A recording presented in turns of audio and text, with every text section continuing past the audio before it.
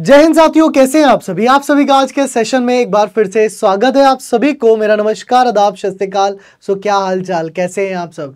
आज का जो हमारा वन शॉट है, यानी कि आज का जो हमारा टॉपिक डिस्कशन है, टॉपिक है हमारा order and ranking.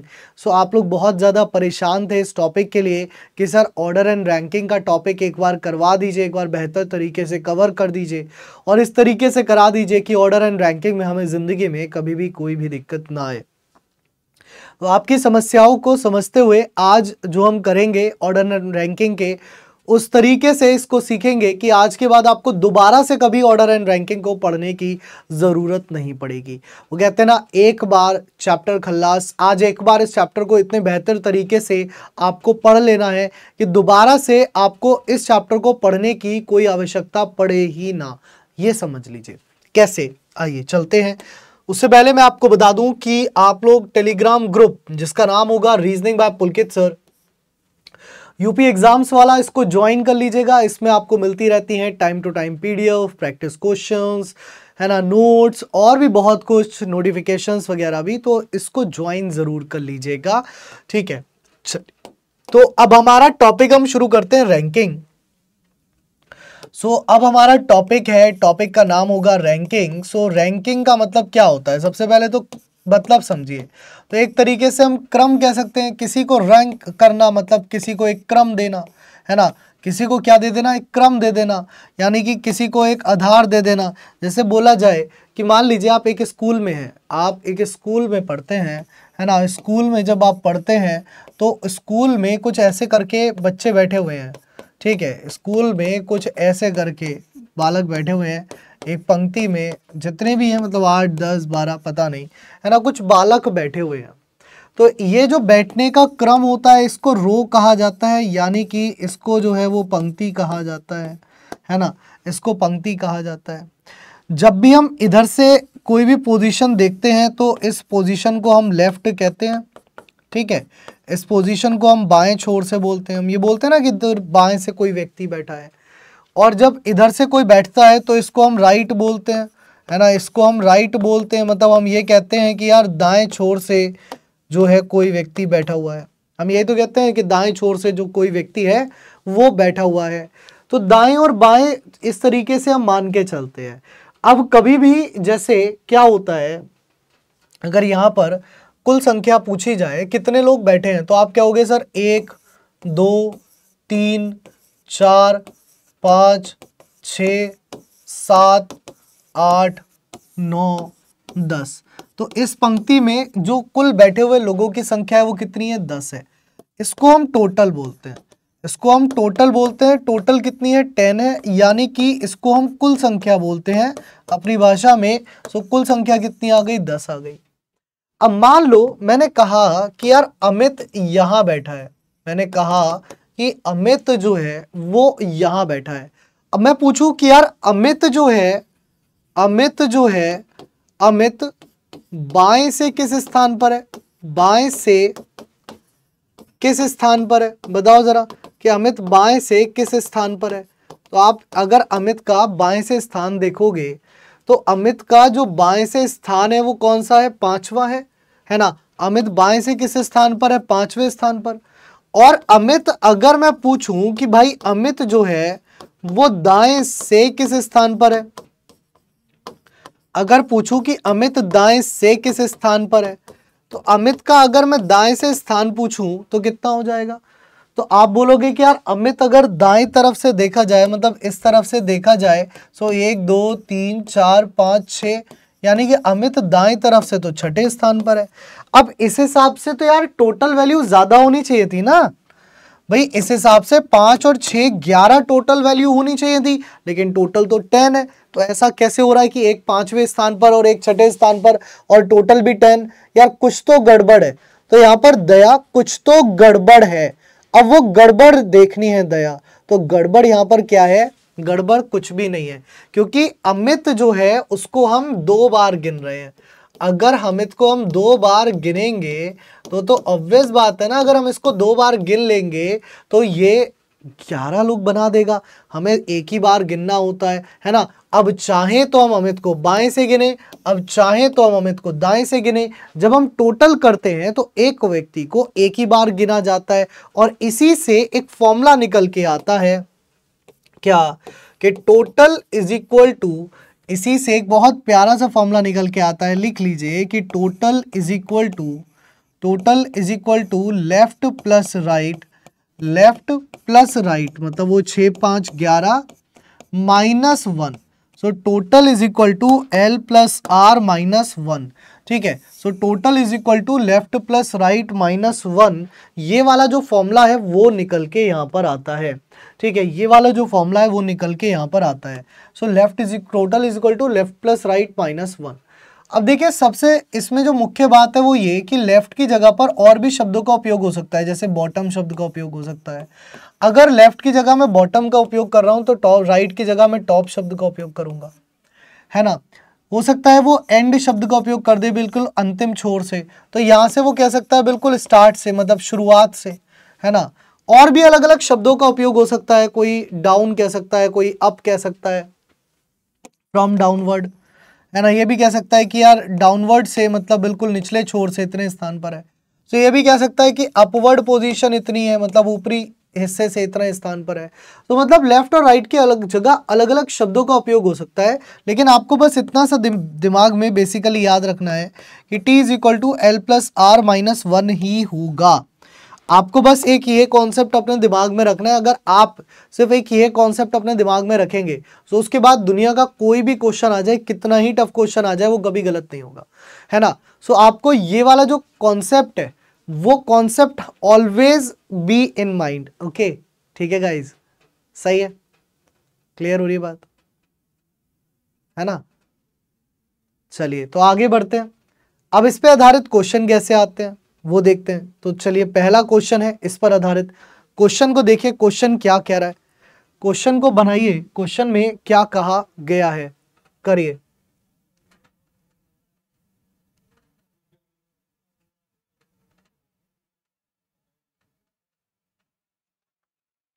So question में देखिए, क्वेश्चन में क्या कहा गया है।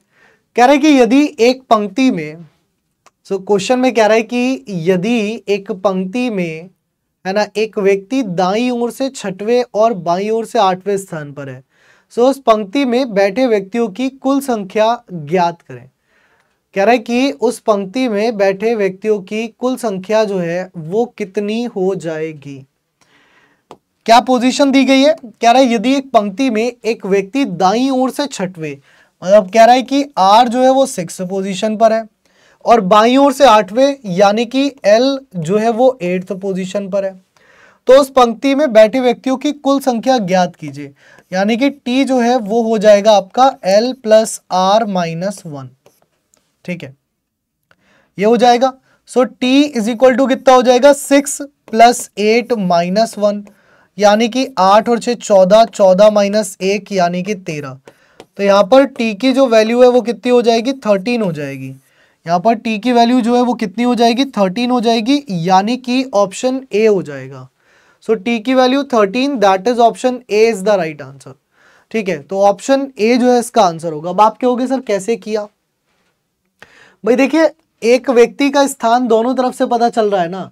जब एक ही व्यक्ति का स्थान दोनों तरफ से बताया जाएगा तो t is equal to L plus R -1 लगेगा।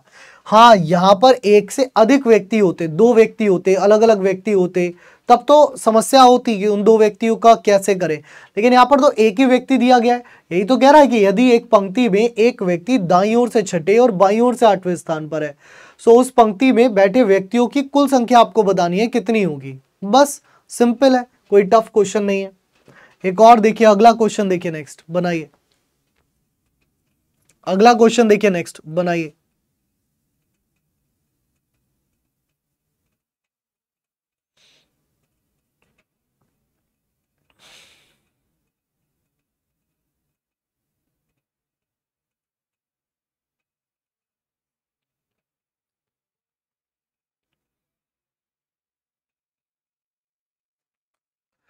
अब यहां पर कह रहा है कि यदि एक पंक्ति में एक व्यक्ति नीचे से 10वें तथा ऊपर से 18वें स्थान पर है तो उस पंक्ति में बैठे व्यक्तियों की कुल संख्या कितनी होगी।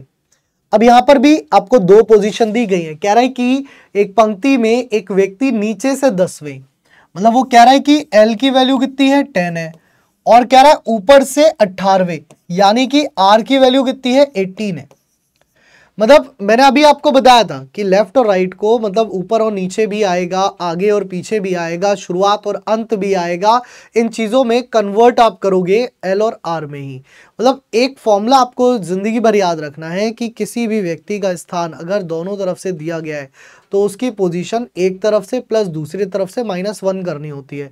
अब वो एक तरफ से हमने L मानी है, दूसरी तरफ से R मानी है। कई जगह बुक्स में आपको यहाँ पर x + y लिखा हुआ मिल जाता है, -1 मतलब x और y के टर्म में बात करते हैं। हम उसी को L और R यानी कि लेफ्ट और राइट यानी कि दाएं और बाएं की बात कर रहे हैं, ठीक है।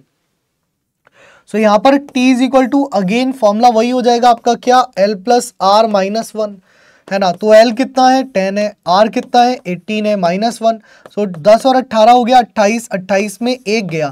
सो 28 में जब 1 आपका चला गया तो आपका 27 बचा, 27 बचा मतलब ऑप्शन नंबर सी जो है इसका आंसर हो गया। कितना हो गया, ऑप्शन सी जो है वो इसका राइट आंसर बन गया। चलिए अगला क्वेश्चन देखिए, नेक्स्ट है, बताइए। कह रहा है if in a row of trees a tree is placed 23rd from both ends find the total number. अब यहां पर जल्दबाजी में लोग 23 + 23 46 आंसर दे देते हैं। कई बार क्या होता है जब ये क्वेश्चन को पढ़ते हैं वो एग्जाम में, अब क्योंकि यहाँ तो आप चैप्टर पढ़ रहे हो, जब चैप्टर पढ़ रहे हो तो गलती की गुंजाइश है नहीं, लेकिन एग्जाम में तो गलती की गुंजाइश होती है। तो वहां पर अक्सर क्या होता है, जैसे इसमें दिया कि पेड़ों की एक पंक्ति में एक पेड़ दोनों छोर से 23वें स्थान पर रखा गया है, तो पेड़ों की कुल संख्या ज्ञात करें। अब वहां पर वो जल्दबाजी में क्या हो जाता है, 23 + 23 यानी कि 46 आंसर टिक करा और आगे बढ़ गए जी। लेकिन ऐसा नहीं करना है आपने, है ना। 23 + 23 46 करके आगे नहीं बढ़ना भैया, ऐसा करना घोर अपराध हो जाएगा। क्यों, क्योंकि वो कह रहा है दोनों तरफ से 23वें स्थान पर है, यानी कि वो L की वैल्यू भी 23 कह रहा है और वो R की वैल्यू भी 23 कह रहा है। मतलब उसके कहने का अर्थ है कि L की वैल्यू भी 23 है और R की वैल्यू भी 23 है, ठीक है। तो आपका जो फॉर्मूला है वो भी सेम रहेगा, T = L + R -1, यानी कि T अगर मुझे निकालना है तो L हो जाएगा 23 और R भी हो जाएगा 23 -1, तो ये हो गया 46 - 1 यानी कि 45। तो 46 - 1 यानी कि 45 आपका राइट आंसर होगा, दैट इज ऑप्शन बी। क्या होगा, ऑप्शन बी जो है वो इसका राइट आंसर बनेगा, ठीक है। क्या बनेगा, option B is the right answer. चलिए एक और देखिए, अगला क्वेश्चन है, नेक्स्ट है, बताइए। अगला क्वेश्चन बनाइए जल्दी से, एक और प्यारा सा क्वेश्चन है। सो अगला क्वेश्चन देखिए, नेक्स्ट है आपकी स्क्रीन पर, बताइए ये क्वेश्चन अब आपसे क्या कह रहा है।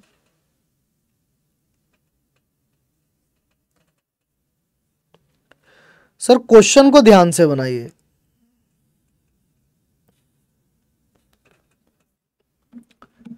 क्वेश्चन को बनाना बहुत आवश्यक है, सो क्वेश्चंस को बहुत ध्यान से करिए। जैसे यहाँ पर बोला गया है कि 50 छात्र एक पंक्ति में मानवी दाईं ओर से 28वें स्थान पर है। सो बाईं ओर से मानवी का स्थान क्या है। अब अगर आप यहाँ देखें तो 50 छात्रों की एक पंक्ति में बात कर रहा है, मतलब उसके कहने का अर्थ है कि T = जो है वो कितना है, वो 50 है। उसके कहने का अर्थ है कि T = जो है वो कितना है, वो 50 है। और कह रहा है मानवी दाईं ओर से 28वें नंबर पर है, यानी कि R की वैल्यू कितनी दी गई है, 28 दी गई है। R की वैल्यू कितनी दी गई है, 28 दी गई है। तो आप यही तो क्या होगे कि T = L + R -1, T = L + R -1। सो यहाँ पर T कितना है, 50 है, L कितना है निकालना है, R कितना है 28 है, -1 कर दो, 28 में 1 गए 27 बचे, तो मतलब क्या हो गया 50 = L + 27। अब ये 27 उठ करके इधर जाएगा तो L = हो जाएगा 50 - 27, यानी कि ये हो जाएगी आपकी कितनी 23वें नंबर पर, तो 23rd पोजीशन हो जाएगी, मतलब कि ऑप्शन नंबर सी इसका राइट आंसर होगा। 23rd पोजीशन हो जाएगी, मतलब कि ऑप्शन नंबर सी जो है वो इसका करेक्ट आंसर बन जाएगा, ठीक है। Option C is the right answer. चलिए अगला क्वेश्चन नेक्स्ट है आपकी स्क्रीन पर, देखिए टाइमर ले लेते हैं सो दैट आपके लिए थोड़ी सी अब सहूलियत रहे, आप भी क्योंकि अपने आप से करें तो समझ आए। क्वेश्चन देखिए, क्वेश्चन क्या कह रहा है, बनाइए इसको।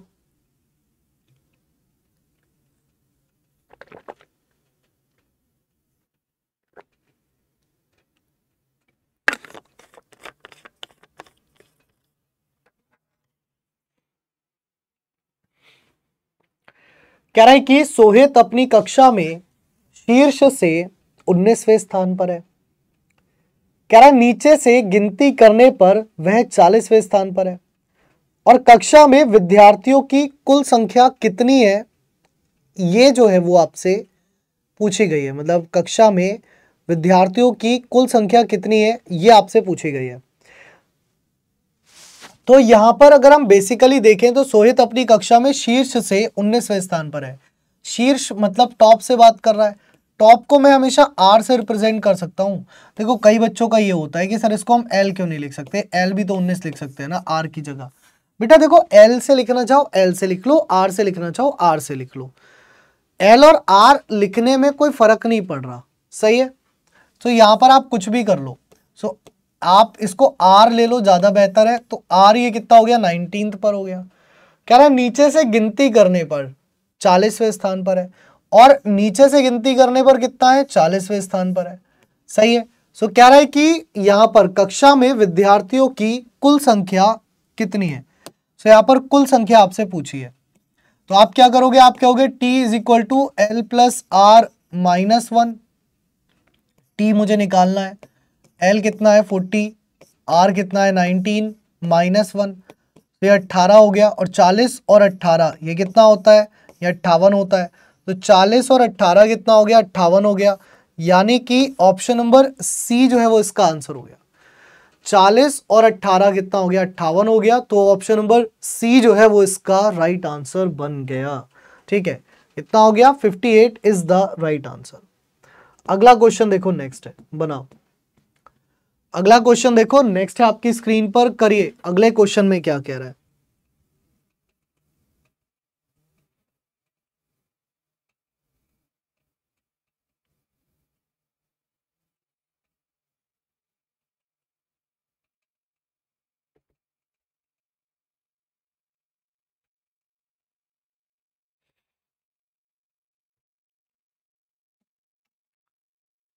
कह रहे हैं कि 50 छात्रों की कक्षा में गगन की रैंक शीर्ष से 15वीं है। आर्यन गगन से 10 रैंक नीचे है, नीचे से आर्यन की रैंक क्या होगी। अब यहां पर क्वेश्चन में दो व्यक्ति जोड़ दिए हैं, लेकिन हमें तो अभी तक जो सिखाया गया है वो सिखाया गया है कि एक ही व्यक्ति का स्थान हमें चाहिए होता है, ऊपर से भी और नीचे से भी। मतलब दो अलग अलग व्यक्तियों का स्थान थोड़ी ना हमें चाहिए होता है। हमें क्या चाहिए होता है, हमें एक ही व्यक्ति का स्थान चाहिए होता है, वो भी दोनों तरफ से, मतलब ऊपर से भी उसी का स्थान और नीचे से भी उसी का स्थान हमें चाहिए होता है। अब जैसे ऐसे क्वेश्चन को टैकल करने के लिए पहले मैं आपको डायग्रामेटिकली समझाता हूं चीज़ों को आप कैसे बनाओगे। जैसे यहाँ पर कह रहा है 50 छात्रों की कक्षा में, दैट मीन्स यार टोटल वैल्यू जो दी गई है वो तो 50 दी गई है। टोटल वैल्यू जो दी गई है वो तो 50 ही दी गई है। कह रहा है गगन की रैंक शीर्ष से 15वीं है। सो गगन अगर कहीं पर बैठा हुआ है, मान लीजिए गगन यहाँ पर बैठा हुआ है, तो ये जो है वो शीर्ष से 15वें स्थान पर है, 15th पोजीशन पर है। कह रहा है आर्यन गगन से 10 रैंक नीचे है। मतलब आर्यन जो है वो गगन से 10 रैंक नीचे है, मतलब आर्यन जो है वो ये है। अब देखो यहां पर गगन से नीचे होने का मतलब होगा गगन कहीं बैठा हुआ है, उसके नीचे स्थान पर आर्यन है ना। अब अगर मैं ये बात कहूं कि आर्यन की रैंक ऊपर से कितनी हो जाएगी, सो भैया 15 प्लस 10, क्योंकि 10 रैंक ये नीचे है, तो यानी कि आर्यन की रैंक ऊपर से 25वीं हो जाएगी नहीं हो जाएगी। मतलब आर्यन की जो रैंक है वो ऊपर से 25वीं कहलाएगी, है ना। अब कह रहा है नीचे से आर्यन की रैंक क्या है। अब नीचे से आर्यन की रैंक क्या है, मतलब यहां से अगर हम पूछा जा रहा है कि ये रैंक क्या है। अब देखो कॉन्सेप्ट वॉज सेम, बस थोड़ा सा चेंज क्या था कि यहाँ पर दो व्यक्तियों का स्थान दे दिया गया, लेकिन वो स्थान देखो आप एक ही तरफ से दे रहा है। जैसे कहने का अर्थ है कि गगन ऊपर से 10वें स्थान पर है, आप ऐसा मान लो कि गगन जो है वो लेफ्ट से 10th पोजीशन पर था। कौन? गगन। और आर्यन इससे जो है वो गगन 15th पे था, आर्यन इससे 10th पोजीशन आगे यहाँ पे था। तो आर्यन को लेफ्ट से निकालना आसान है ना, 15 + 10 यानी कि 25 पोजीशन पर हो जाएगा लेफ्ट से। तो अब आर्यन की पोजीशन दोनों तरफ से पता चल गई, ऊपर से 25वीं है और नीचे से एल है, ठीक है। तो फॉर्मूला वॉज सेम, फॉर्मूला जो है वो हमारा सेम रहेगा, क्या कि T = L + R - 1, है ना। T कितना है? 50, L कितना है? निकालना है, R कितना है? 25 - 1 यानी कि 24 बचा। सो L = कितना हो गया? 50 - 24, 50 - 24 यानी कि 26। सो L की वैल्यू कितनी हो गई? L की वैल्यू हो गई 26। L की वैल्यू कितनी हो गई? तो L की जो वैल्यू है वो यहां पर हो गई 26। 26 दैट मीन्स ऑप्शन बी जो है वो इसका राइट आंसर बन गया। क्या बना? ऑप्शन नंबर बी जो है वो इसका करेक्ट आंसर बन गया। चलिए अगला क्वेश्चन देखिए, नेक्स्ट है, बनाइए। अब ये सेम इसी कॉन्सेप्ट पर आधारित है, तो ये अब आपको करना है ना। ये अब आपको करना है कि Sushil is 7 rank ahead of Aarav in the class of 37 student. If Arav rank is 19th from the last, what is the rank? What is Sushil rank from the start? चलिए बताइए, करिए जल्दी से।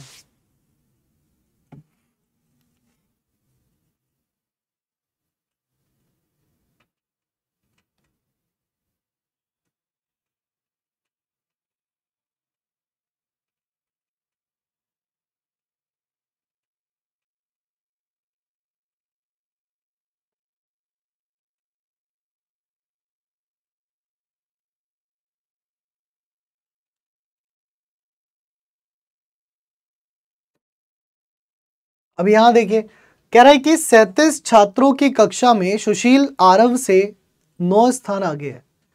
यदि आरव की रैंक आखिरी से 19वीं है, अब ये मानिए उसके कहने का अर्थ है कि आरव जो है वो यहां बैठा है, मान लीजिए एग्जाम्पल के तौर पर समझिए, और आरव की रैंक पीछे से कितनी है? तो 19वीं है। कह रहा है सुशील आरव से 9 स्थान आगे है, तो मान लीजिए सुशील जो है वो इधर है, 9 स्थान आगे है ना, ये कहना चाह रहे हो आप। सो यहाँ पर कौन है? सुशील है। अभी समझना मेरी बात को, ठीक है।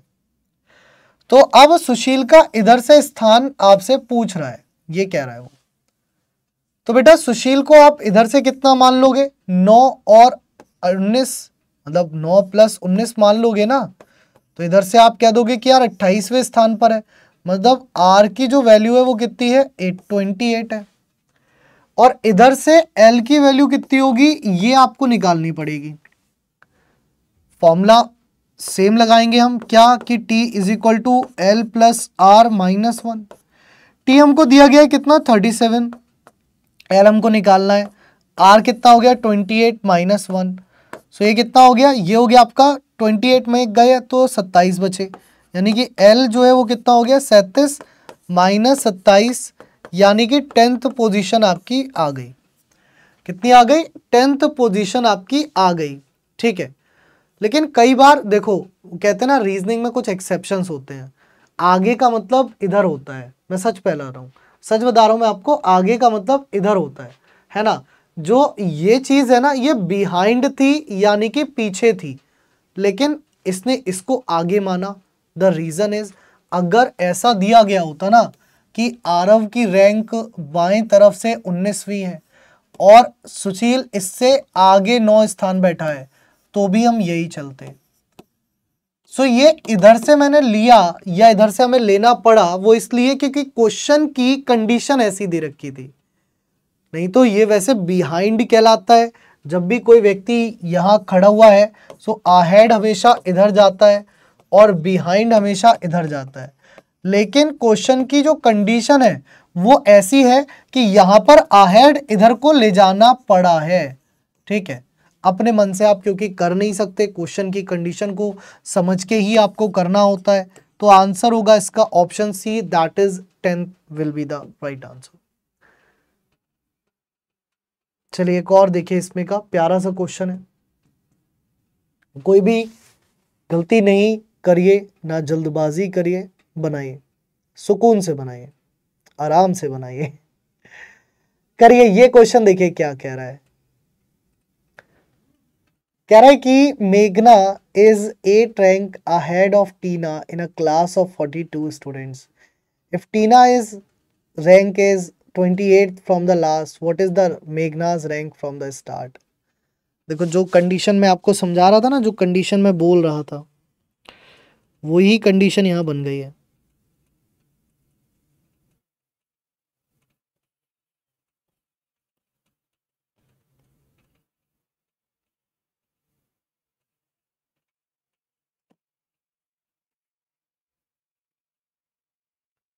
कह रहा है कि 42 छात्रों की कक्षा में मेघना टीना से 8 रैंक आगे है। यदि टीना की रैंक आखिरी से 28वीं है। अब ये मानो, इसके कहने का अर्थ क्या है कि टीना की रैंक आखिरी से कितनी है, 28वीं। मतलब टीना जो है वो यहाँ पर है। अब कह रहा है कि जो मेघना है टीना से 8 रैंक आगे है, मतलब उसकी रैंक 8 आगे रही होगी किसकी, मेघना की, है ना।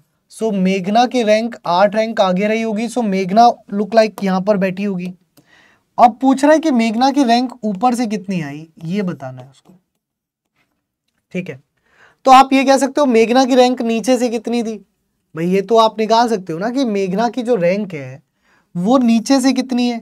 तो मेघना की अगर मैं रैंक नीचे से देखूं कितनी हो जाएगी, 28 + 8, कितनी हो गई, 28 + 8, यानी कि मेघना की रैंक नीचे से जो है वो 36 हो गई।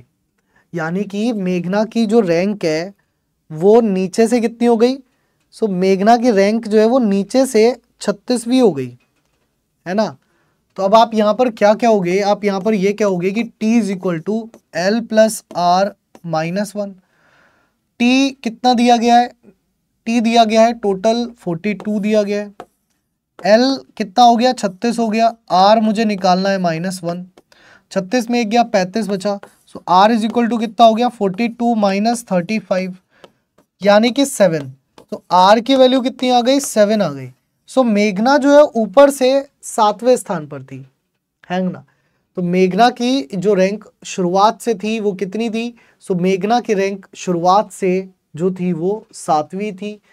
यानी कि ऑप्शन नंबर सी जो है वो बच्चा इसका राइट आंसर होगा। क्या होगा, ऑप्शन नंबर सी जो है वो बच्चे इसका राइट आंसर कहलाएगा, ठीक है। चलिए आगे देखते हैं। अब ये क्वेश्चन देखिए, इस क्वेश्चन को आप पहले खुद से समझिए कि क्वेश्चन में कहने का अर्थ क्या है ना। एक बार समझिए, मैं रुका हुआ हूं तब तक, आप समझिए, इसका अर्थ समझिए, फिर अर्थ समझने के बाद सॉल्व करिए, फिर आंसर दीजिए, है ना। नहीं तो मैं हूं ही करवाने के लिए, टेंशन तो कोई बात है नहीं।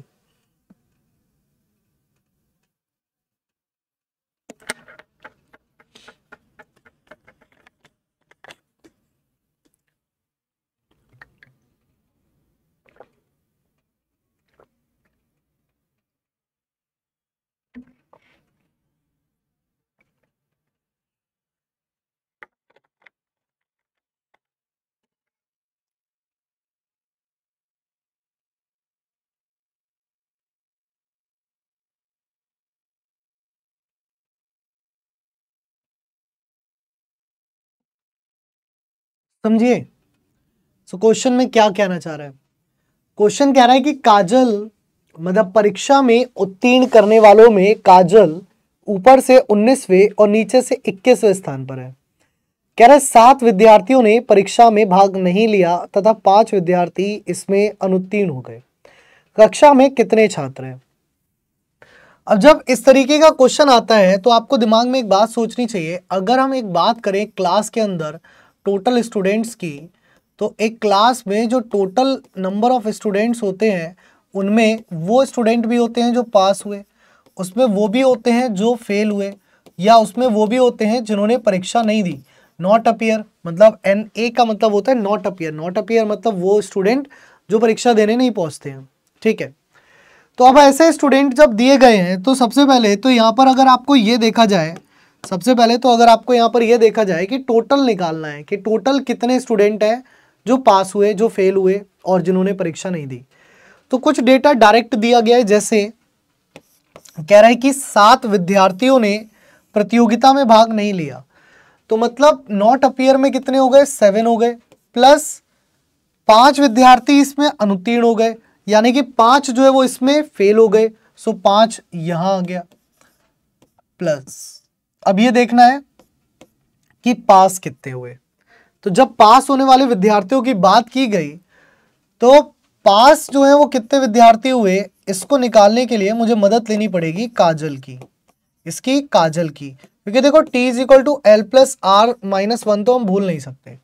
अब काजल की मदद से मुझे ये पता चलेगा कि पास कितने हुए, क्योंकि काजल की रैंक ऊपर से भी दी गई है कि पास होने वालों में उसकी रैंक कितनी थी, और पास होने वालों में वो उसकी रैंक नीचे से भी दी गई है, यानी कि उसके बाद इतने बच्चे थे, एक तरीके से यही तो कह रहे हो, यानी कि काजल से ऊपर इतने थे, काजल के नीचे इतने बच्चे थे, काजल का स्थान एक दिया गया है।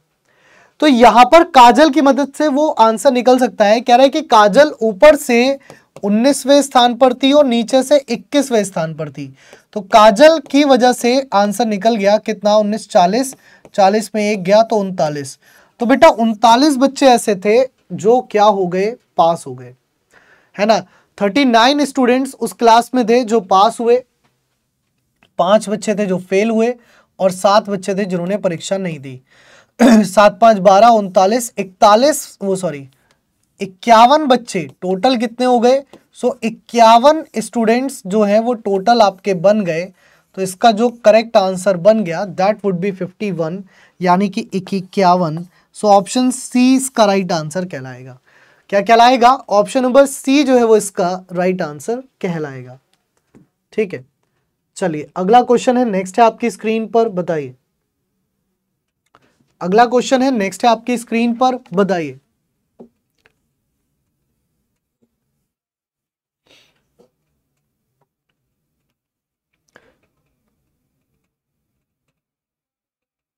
करिए इस क्वेश्चन को बनाने की कोशिश, ये भी क्या कह रहा है।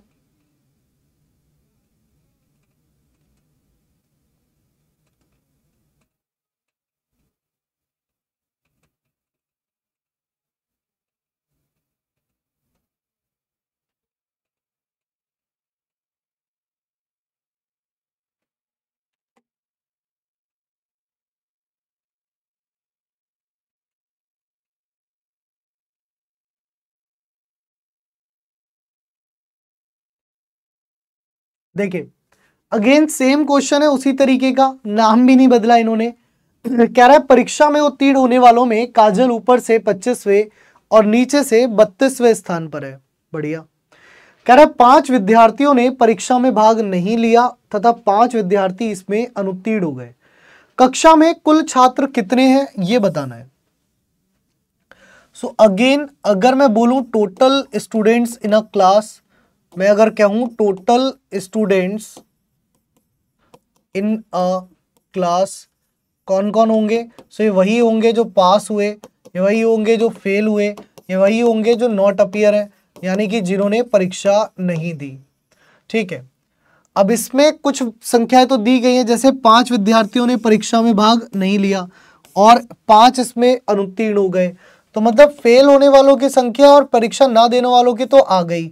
अब मुझे निकालनी किसकी है, अब मुझे निकालनी है उसकी संख्या जो बच्चे पास हुए हैं, मतलब पास होने वाले बच्चों की जो है वो संख्या मुझे अब निकालनी है।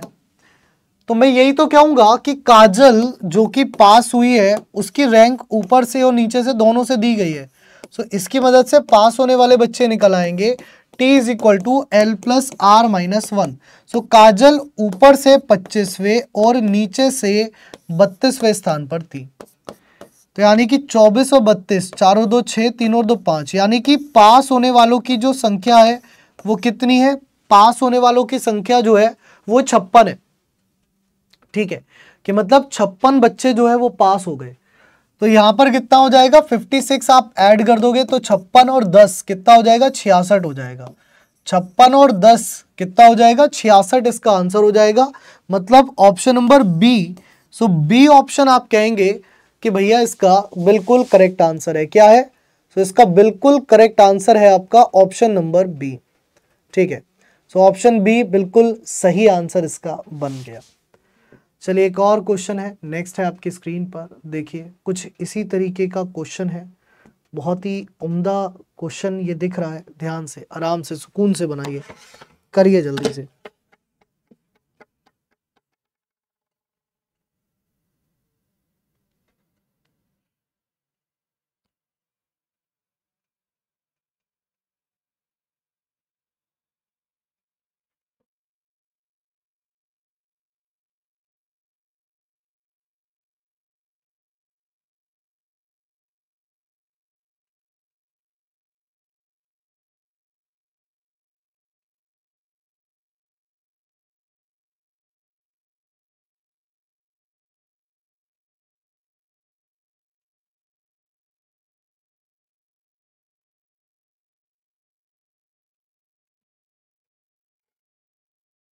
कह रहा है कि कुछ खिलाड़ी कतार में खड़े हैं, प्रीत आगे से 15वें और शंकर पीछे से 20वें स्थान पर है।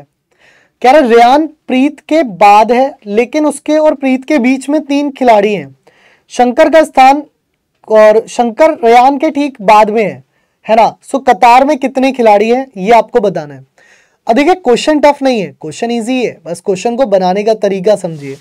सो क्वेश्चन टफ नहीं है, क्वेश्चन इजी है, बस क्वेश्चन को बनाने का तरीका समझिए, कहना क्या चाह रहा है वो। जब भी बहुत सारे लोग दे दें तो प्रेफर डायग्रामेटिकली क्वेश्चंस, मतलब इस क्वेश्चन को डायग्राम से बनाना प्रेफर करें अगर क्वेश्चन में बहुत सारे लोगों की संख्या दे रहा है, मतलब अलग अलग नाम अलग अलग जने दे रहा है। सो कंफ्यूजन से बचने के लिए आप डायग्राम बनाएंगे। जैसे कह रहा है कुछ खिलाड़ी एक कतार में, कह रहा है प्रीत आगे से 15वें, मतलब प्रीत जहां भी बैठेगी है ना, प्रीत जहां भी बैठेगी वो आगे से जो है वो 15वें स्थान पर है, ये मान लो। ठीक है, कह रहा है शंकर पीछे से 20वें स्थान पर है। अभी रुक जाओ, अभी शंकर को नहीं बनाते हम। ठीक है, कह रहा है रेयान प्रीत के बाद है, लेकिन उसकी और प्रीत के बीच में 3 खिलाड़ी हैं। सो 1 2 3 खिलाड़ी हो गए, और रेयान जो है वो यहां पर हो गया क्योंकि प्रीत के बाद है। ठीक है, आगे क्या रहा है कि शंकर रेयान के ठीक बाद है, यानी कि ये कह रहा है कि भाई शंकर जो है वो एग्जैक्टली यहां पर है, और शंकर जो है वो पीछे से 20वें स्थान पर था, यानी कि शंकर इधर से जो था वो 20th पोजीशन पर था। कह रहा है कतार में कितने खिलाड़ी हैं। अब देखो एक तरीका तो ये है कि आप शंकर की पोजीशन दोनों तरफ से निकाल लो, दूसरा तरीका आप रेयान की पोजीशन दोनों तरफ से निकाल लो, तीसरा तरीका आप प्रीत की पोजीशन दोनों तरफ से निकाल लो। किसी की भी पोजीशन आप दोनों तरफ से निकाल लो। मान लो मैं रेयान से कर रहा हूं, सो रेयान इधर से कितने नंबर पर हो जाएगा, 21वें, क्योंकि 20 तक तो ये है 21वां। सो हम कह सकते हैं कि आर कितना है, 21 है, ये हो जाएगा 16 17 18, तो ये हो गया 19वां नंबर। मतलब रेयान जो है वो लेफ्ट से कितना हो गया, 19वें नंबर पर। सो T इज इक्वल टू कितना होता है, L प्लस R माइनस 1 होता है ना। सो यहाँ पर L कितना हो गया 19, R कितना हो गया 21 माइनस 1, सो ये हो गया आपका 40 माइनस 1 दैट इज 39। सो यहाँ पर कुल विद्यार्थियों की संख्या, कतार में कुल खिलाड़ियों की संख्या जो कितनी हो गई, वो आपकी 39 हो गई। वो कितनी हो गई, तो वो आपकी 39 हो गई, यानी कि ऑप्शन नंबर सी जो है वो इसका राइट आंसर बन गया। चलिए एक और देखिए, इसी तरीके का एक और प्यारा सा क्वेश्चन है, बनाइए जरा, करिए सॉल्व। इसी तरीके का एक और प्यारा सा क्वेश्चन है, ध्यान से बनाइए, ध्यान से सॉल्व करिए।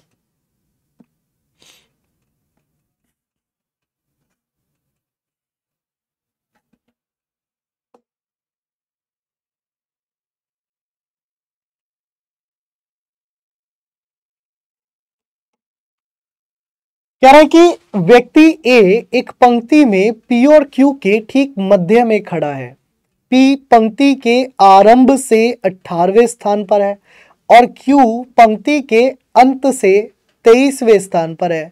कह रहा है पी और ए के बीच 2 व्यक्ति हैं, तो पंक्ति में कुल कितने व्यक्ति हैं, ये आपसे पूछा गया है कि पंक्ति में कुल कितने व्यक्ति हैं, है ना। सॉल्व करना है इसको। अब देखिए कैसे करेंगे। मैंने कहा जब 2 या 3 लोग दे रखे हो तो डायग्राम बना लो, ज्यादा अच्छा रहता है।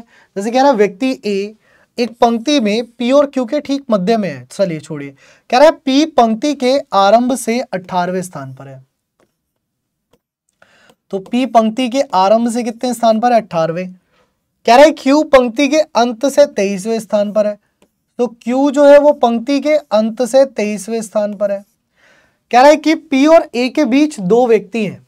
अब मान लीजिए ए यहां बैठा है, कह रहा है पी और ए के बीच 2 व्यक्ति हैं। पर इससे एक लाइन और पढ़िए जरा, फिर ध्यान रखिएगा कि ए जो है वो पंक्ति में पी और क्यू के ठीक मध्य में खड़ा है। मध्य का अर्थ ये होता है जैसे पी इधर है, क्यू इधर है ना। मान लो मैं यहाँ आया, ए इधर आया, अगर इधर 1 है तो इधर भी 1 होगा, इधर 2 है तो इधर भी 2 होंगे, इधर 3 है तो इधर भी 3 होंगे, इधर 4 है इधर भी 4 होंगे। तभी तो ए दोनों तरफ से बराबर मध्य में होगा। अब अगर इधर से 5 हो जाए, इधर से 4 रह जाए तो ए मध्य में नहीं रहा ना। फिर ए क्या जो पल्ला है वो पी की तरफ भारी हो गया, वो बिल्कुल बीच में नहीं रुक पाया पल्ला। तो अब ऐसे ही यहां पर बात है, जब कह रहा है पी और ए के बीच में 2 लोग हैं तो वो लोग पी और ए के साथ साथ ए और क्यू के बीच में भी होंगे। कि मतलब अगर इधर 2 लोग हैं तो 2 लोग इधर भी हो जाएंगे, है ना। अब ए का स्थान देखो इधर से कितना हो गया, 18, 19, 20, 21, तो L कितना हो गया 21, और इधर से कितना हो गया 23, 24, 25 यानी कि 26। तो R कितना हो गया, R हो गया 26। पूछा यही गया है ना कि पता पंक्ति में कुल कितने व्यक्ति हैं या कतार में कुल कितने व्यक्ति हैं। सो टोटल ही पूछा गया है ना। वापस से जो आपसे पूछा गया है वो टोटल है। सो टोटल निकालने के लिए T is equal to L plus R minus 1 कर दोगे, है ना। L कितना हो गया 21, R कितना हो गया 26 माइनस 1, सो 25 और 1 26 और 20 46। तो इसका आंसर कितना हो गया, इसका आंसर हो गया आपका 46 यानी कि 46। कितना हो गया 46 जो है वो इसका आंसर हो गया, मतलब कि option B. So option number B जो है वो इसका राइट आंसर होगा, यानी कि 46 इज द राइट आंसर। चलो एक और प्यारा सा क्वेश्चन है, इसको बना दो जरा जल्दी से। एक और प्यारा सा क्वेश्चन है, इसको जरा बनाओ जल्दी से। ये क्वेश्चन क्या कह रहा है, करो फटाफट से। ये बहुत प्यारा सा क्वेश्चन है, इसको बनाओ जरा जल्दी से। ये क्वेश्चन क्या कह रहा है,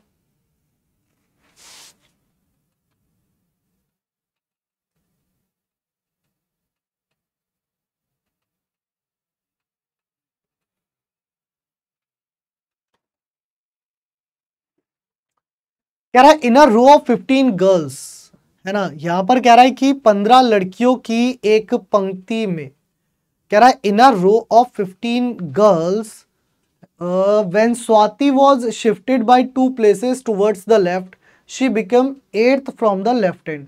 What was her earlier position from the right end of the row? भैया आता है इस तरीके का क्वेश्चन, एग्जाम में आता जरूर है इस तरीके का क्वेश्चन, ठीक है। बहुत सारे एग्जाम्स में देखा जाता है कि इस तरीके के जो प्रश्न हैं वो पूछ लिए जाते हैं। अब जब इस तरीके के जो प्रश्न हैं वो पूछ लिए जाते हैं तो उनको हल कैसे किया जाता है, समस्या ये भी है। तो आइए इसी को सीखते हैं, है ना। बनाइए क्वेश्चन को, एक बार कोशिश करिए, क्योंकि कोशिश करने वालों की कभी हार नहीं होती।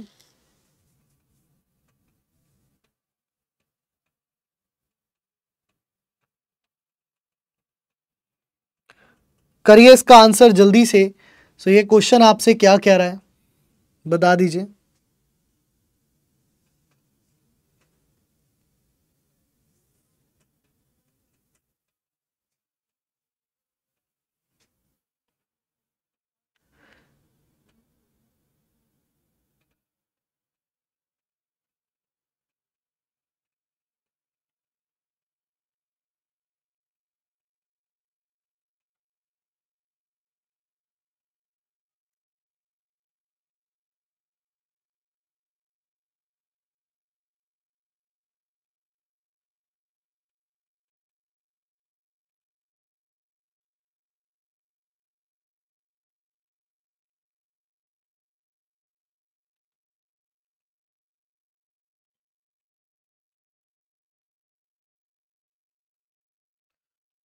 तो जब भी आपको शिफ्टेड क्वेश्चन कह रहा है कि 15 लड़कियों की एक पंक्ति में, क्या मैं इसको पहले डायग्रामेटिकली समझाता हूं आपको।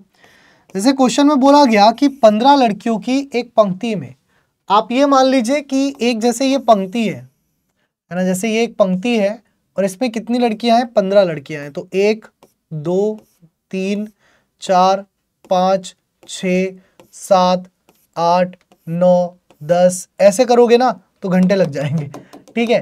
सो आप बस बेसिकली ये मान लो कि भाई यार टी कितना है, 15 है। कह रहा है कि जब स्वाति को बाईं ओर 2 स्थान खिसकाई गई या खिसकाया गया, खिसक गई। मान लीजिए स्वाति जो है वो पहले यहां बैठी थी यार, पहले जो स्वाति है वो यहां बैठी थी। अब इसको बाईं ओर 2 स्थान खिसकाया गया, इसको बाईं ओर 2 स्थान, तो इसको बाईं ओर 2 स्थान मतलब एक स्थान और फिर इधर की तरफ दूसरा स्थान। तो अब जो स्वाति है वो यहां आ गई, ठीक है। अब स्वाति यहां आ गई, तो जब वो खिसकाया गया तो वह बाएं छोर से 8वीं हो गई। तो जब इसको 2 बार बाईं ओर खिसकाया गया ना तो वह बाएं छोर से कितने स्थान पर आ गई, 8वें स्थान पर आ गई। तो वह बाएं छोर से कितने स्थान पर आ गई, 8वें स्थान पर। यानी कि मैं कह सकता हूं ये वाला स्थान बाएं छोर से 9वां होगा, या ये भी कह सकता हूं ये वाला स्थान बाएं छोर से 10वां होगा। यही तो उसका पहले का स्थान था, यही तो पूछ रहा है उसकी पिछला स्थान क्या था, दाएं छोर से उसका पिछला स्थान क्या था। तो ये वाला स्थान पूछ रही है वो। एल आपको दे दिया गया है, तो आप क्या करोगे, T is equal to L plus R minus 1। T कितना है 15, L 10 plus R minus 1, R ही तो निकालना है। So R is equal to 15 minus 9 है ना, 15 माइनस 9, सो कितना हो गया 6 हो गया है ना, 9 और 6 15, तो 6 हो गया। सो राइट से कितने नंबर पर हो गई, 6ठे नंबर पर हो गई। मतलब ऑप्शन ए इसका राइट आंसर बन गया, ऑप्शन ए जो है वो इसका राइट आंसर बन गया। अगला क्वेश्चन है, नेक्स्ट है आपकी स्क्रीन पर, ये देखो क्या कह रहा है।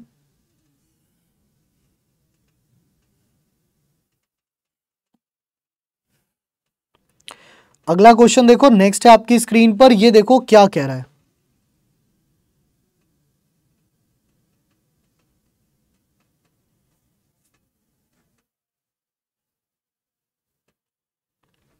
सो ये क्वेश्चन में आपसे क्या कह रहा है, कह रहा है कि एक पंक्ति में रीता बाएं से 15वें स्थान पर है तथा मधु दाएं से 18वें स्थान पर है। यदि इन दोनों के बीच 4 लड़कियां हैं तो बताइए कि पंक्ति में कम से कम कितनी लड़कियां हैं। अभी देखिए कम से कम पूछी गई है, ज्यादा से ज्यादा तो पूछी नहीं गई है ना, जो हम ज्यादा से ज्यादा आंसर दे देंगे। भाई ज्यादा से ज्यादा कितनी हो जाएगी, 15 और 18 33 और 4 37, तो ज्यादा से ज्यादा तो 37 लड़कियां हो सकती हैं। कैसे, जैसे इधर से रीता कहा जाए बाएं से 15वें तथा मधु कहा जाए इधर से 18वें और बीच में 4, तो कितनी हो जाएंगी 15 प्लस 4 प्लस 18 यानी कि 37 हो जाएंगी। 37 ऑप्शन में है नहीं, तो 1 - 1 करके 36 हमने आंसर कर दिया। सो ऑप्शन ए हमारा आंसर हो गया। लेकिन सर ये आंसर हो जाएगा गलत, ये क्या हो जाएगा, ये आंसर हो जाएगा गलत, क्योंकि ये तरीका ही गलत है ना, ये तरीका ही गलत है, ये तरीका है ही नहीं। क्यों नहीं है, आइए तो सीखते हैं बिटवीन का केस। सबसे पहले हम जानते हैं बिटवीन के बारे में। बिटवीन का अर्थ क्या होता है, बिटवीन का अर्थ होता है बीच में, किसी के बीच में है ना दखल अंदाजी कर देना, बैठ जाना, आ जाना, ये होता है बिटवीन। सबसे पहले हुआ क्या, मान लीजिए 2 व्यक्ति थे, एक व्यक्ति ए था जो कि इधर से बैठा हुआ था, एक व्यक्ति बी था जो कि इधर से बैठा हुआ था, है ना। इनके बीच में कुछ एन नाम के लोग बैठे थे, इनके बीच में कुछ नंबर ऑफ एन पर्सन्स बैठे थे, एन नंबर ऑफ पर्सन्स बैठे थे जिनकी संख्या हमें नहीं पता थी, है ना, एन लोग बैठे थे।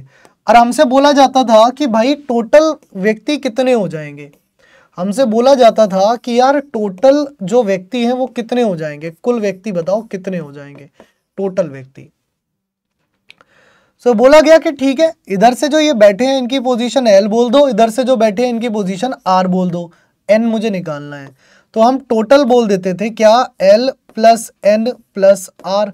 भाई यही तो हो रहा है, यही तो हो रहा है। ये जो पंक्ति है उसको 3 हिस्सों में बांट दिया, इस तक आर वैल्यू है, इस तक एन वैल्यू है, इस तक एल वैल्यू है। सो इस पंक्ति की total value L plus R plus N हो गई। इस पंक्ति की टोटल वैल्यू कितनी हो गई, तो इस पंक्ति की टोटल वैल्यू हो गई L plus R plus N.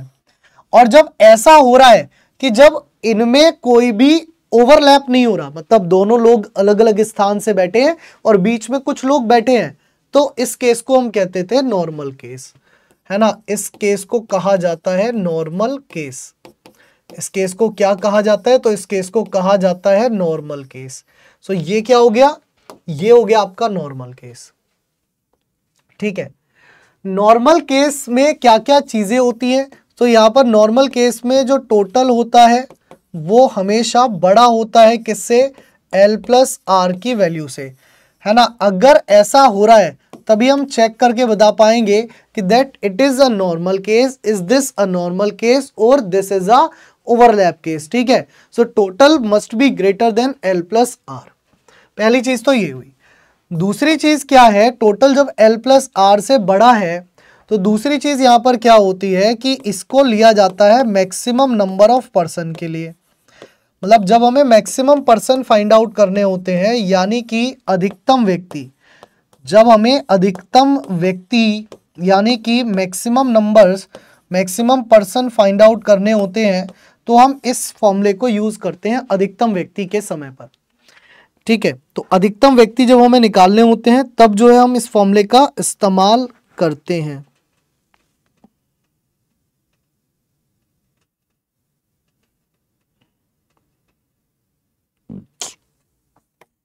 ठीक है,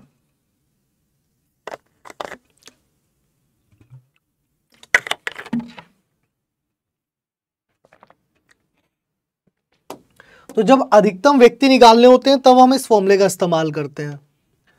और जब हमें मिनिमम पर्सन निकालने हो तो वो जो केस होता है वो कहलाता है ओवरलैप केस। ओवरलैप केस क्या है, कैसे है, इसको भी समझाता हूं मैं। देखो आपको ओवरलैप केस क्या होता है कि जैसे अब क्या हुआ कि जो ये ए था उसने अपना स्थान इधर कर लिया। मतलब कहने का अर्थ ये है कि जो ये बी है, इस बी को मैं इधर से काउंट कर रहा हूं, जबकि जो ये ए है, इस ए को जो है वो मैं इधर से काउंट कर रहा हूं, है ना। यानी कि बी इधर से जो है वो आर पोजीशन पर है, ए इधर से जो है वो एल पोजीशन पर है, और इनके बीच में एन स्टूडेंट्स हैं। अब समस्या क्या हुई? ये ओवरलैप करके गया इसे, मतलब ए जो है वो बी को ओवरलैप करके जा रहा है, या ऐसे कह लो बी जो है वो ए को ओवरलैप करके जा रहा है। जब ये ओवरलैप करके जा रहा है, मतलब हमको दिख रहा है कि ओवरलैप हो रहा है, हमको दिखाई दे रहा है कि ये ओवरलैप हो रहा है, तो उसको ओवरलैप कंडीशन कहते हैं। यहां बीच में एन होता है। ऐसी कंडीशन में जो हमारा टी है वो कितना हो जाता है भाई? टी तो यहां से यहां तक ही है, यहां से यहां तक जो है वो टी वैल्यू ही है ना। सो टी हो जाता है L plus R minus N, क्योंकि एन को 2 बार गिन रहे हो, इधर से भी गिन रहे हो, इधर से भी गिन रहे हो। सो एन को 2 बार तो नहीं गिन सकते, है ना। एन को हम गिनेंगे तो एक ही बार, सही है। और minus N minus two, minus N minus two. So T is equal to कितना हो गया? L plus R minus N minus two, है ना। ऐसी कंडीशन को चेक करने के लिए हमें क्या करना होता है? जब हमें चेक करना होता है तो हम कहते हैं कि जो सर टोटल है ना वो लेफ्ट प्लस राइट के सम से कम है। जब भी जो टोटल है वो लेफ्ट प्लस राइट के जोड़ यानी कि योग से कम हो जाएगा, सो समझ जाना कि वहां पर ओवरलैप केस बन रहा है। और जब भी जो टोटल है वो लेफ्ट प्लस राइट के योग से ज्यादा हो जाएगा, तो समझ जाना वहां पर नॉर्मल केस बन रहा है। ठीक है, ऐसा होता है। ये जो फॉर्मूला है वो यूज किया जाता है मिनिमम पर्सन के लिए। ये जो फॉर्मूला है वो यूज किया जाता है मिनिमम पर्सन्स के लिए, यानी कि न्यूनतम व्यक्तियों के लिए, यानी कि न्यूनतम व्यक्तियों के लिए। देखो ये तो समझाने वाली बात थी, ये सारी चीजें समझाने वाली बात थी। अब मैं आपको एक सीधी सीधी बात बताता हूं जो आपको याद रखनी है। कैसे? एग्जाम में वहां पर वो लिख करके तो देगा नहीं कि सर ये नॉर्मल केस है या ओवरलैप केस है। तो सबसे पहले अगर आपको क्या करना होता है, चेक करना होता है कि वो केस कौन सा है। सबसे पहले चेक करते हैं, है ना। चेक लगाते हैं कि टी अगर L प्लस आर से बड़ा है, सबसे पहले हम चेक लगाते हैं। यदि टी जो है वो L प्लस आर से बड़ा है तो हम लगाते हैं वहां पर नॉर्मल केस। तो वहां पर हम क्या लगाते हैं? वहां हम लगाते हैं नॉर्मल केस, है ना। नॉर्मल केस का फॉर्मूला हो जाता है T is equal to L plus R minus L plus R plus N. ये हो जाता है किसका? नॉर्मल केस का। और ये यूज कब किया जा सकता है? जब अगर क्वेश्चन में हमसे मैक्सिमम पर्सन पूछे गए हो। कभी कभी ऐसा हो जाता है ना, क्वेश्चन में सारी वैल्यू दे देते हैं और कहता है मैक्सिमम पर्सन की संख्या बताइए, तब यूज करोगे।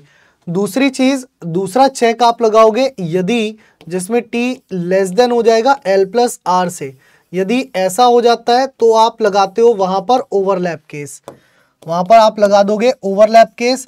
ओवरलैप केस में t इज इक्वल टू जो है वो l plus R minus N minus two हो जाता है, ठीक है। और ये जो यूज है वो मिनिमम पर्सन के लिए करते हैं, जब क्वेश्चन में कहीं भी मिनिमम पर्सन की वैल्यू पूछी गई हो। सो इसको आप लिख लीजिए, ये ज्यादा इंपॉर्टेंट पॉइंट है, जल्दी से नोट डाउन कर लीजिए, है ना, जल्दी से नोट डाउन कर लीजिए, इसको जल्दी से लिख लीजिए, ये ज्यादा इंपॉर्टेंट पॉइंट है, ठीक है। जल्दी से इसको नोट डाउन कर लीजिए, ये ज्यादा इंपॉर्टेंट पॉइंट है बेटा।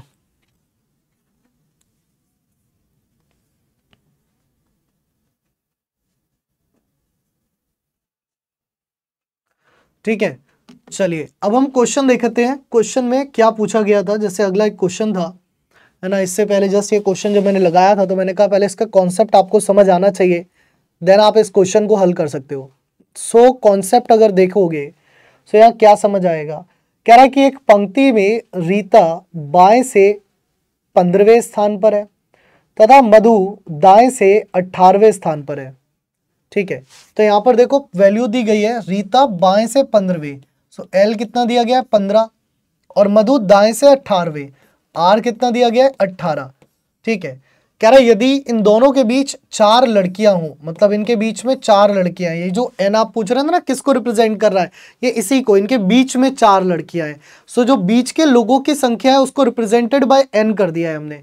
तो बताइए कम से कम कितनी लड़कियां होंगी। कम से कम मतलब वो न्यूनतम की बात कर रहा है बेटा, वो किसकी बात कर रहा है, न्यूनतम की बात कर रहा है, यानी कि वो मिनिमम की बात कर रहा है ना। सो कम से कम कितनी लड़कियां होंगी, यानी कि न्यूनतम लड़कियों की संख्या पूछी गई है। तो आप क्या कहोगे, आप कहोगे t is equal to L plus R minus N minus two, क्योंकि जब भी मिनिमम पर्सन पूछता है, क्योंकि जब भी वो मिनिमम पर्सन पूछता है ना, वो मिनिमम पर्सन पूछता है तो आप जो है वो ओवरलैप केस लगाते हो, तब आप जो है वो ओवरलैप केस लगाते हो, ठीक है। तो यहां पर हो जाएगा t is equal to L plus R minus N minus two, ठीक है।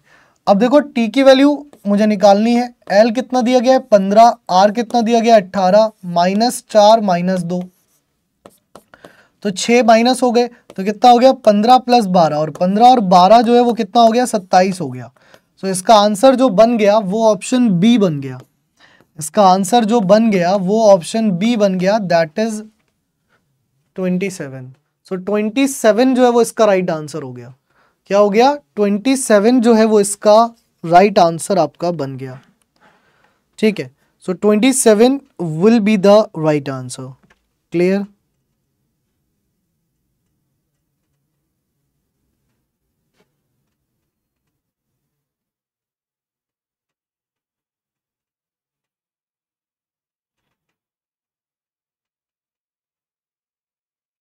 चलो अगला क्वेश्चन देखो, नेक्स्ट है, लगभग सेम कंडीशंस पर आधारित है, बहुत ध्यान से करना, लगभग सेम कंडीशंस पर आधारित है, बहुत ध्यान से करना, करो।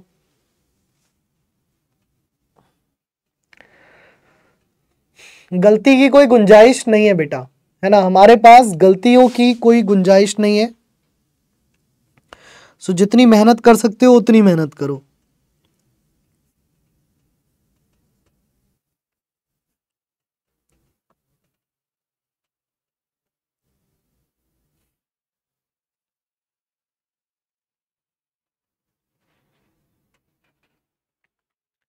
कह रहा है कि लड़कों की एक पंक्ति में रवि बाएं छोर से 9वें स्थान पर है और प्रवीण दाएं छोर से 5वें स्थान पर है। यदि रवि और प्रवीण के बीच 7 लड़के हैं तो पंक्ति में कुल कितने लड़के हैं, ये पूछ रहा है। अब ये निकालने के लिए टोटल पूछ रहा है और मिनिमम नहीं पूछा है उसने। यहाँ क्वेश्चन में इस कंडीशन को, इस बात पर गौर कीजिएगा दैट वो आपसे मिनिमम पर्सन नहीं पूछ रहा है तो मैक्सिमम निकालना है, मतलब टोटल आपको नॉर्मल केस से निकालना है, ठीक है। मिनिमम पूछता तब बात अलग होती। सो मिनिमम नहीं पूछ रहा है तो आप मैक्सिमम केस से आप टोटल निकालोगे, यानी कि टोटल जो आएगा वो आपका मैक्सिमम केस के आधार पर आएगा। तो कह रहा है कि लड़कों की एक पंक्ति में रवि बाएं छोर से 9वें स्थान पर है, यानी कि एल कितना है 9th है, और प्रवीण दाएं छोर से 5वें स्थान पर है, आर कितना है 5 है। यदि रवि और प्रवीण के बीच 7 लड़के हैं, सो एन की वैल्यू कितनी है 7 है। सो आपको बताना है कि यहाँ पर कुल कितना होगा, तो T इज इक्वल टू हो जाएगा L plus R plus N, क्योंकि यहाँ पर मिनिमम जब तक नहीं पूछेगा, so that we have to find the maximum number. हम किसको फाइंड कर रहे हैं, मैक्सिमम पर्सन को। तो T इज इक्वल टू कितना हो जाएगा 9 प्लस 5 प्लस 7, तो 9 और 5 14 और 7 21। सो T इज इक्वल टू 21 जो है वो आपका एकदम करेक्ट आंसर होगा, यानी कि ऑप्शन नंबर सी। क्या हो जाएगा, ऑप्शन नंबर सी जो है वो इसका करेक्ट आंसर बन जाएगा। ठीक है, चलो अगला क्वेश्चन देखो, नेक्स्ट है। पहले आप अपना दिमाग बुद्धि सब कुछ लगाओ, फिर मैं इसको सॉल्व कराऊंगा, है ना। 30-40 सेकंड तो अपने आप देने चाहिए ना, आपको दिमाग लगाना चाहिए इन क्वेश्चंस में। सो लगाओ एक बार क्वेश्चन में दिमाग बढ़िया करके।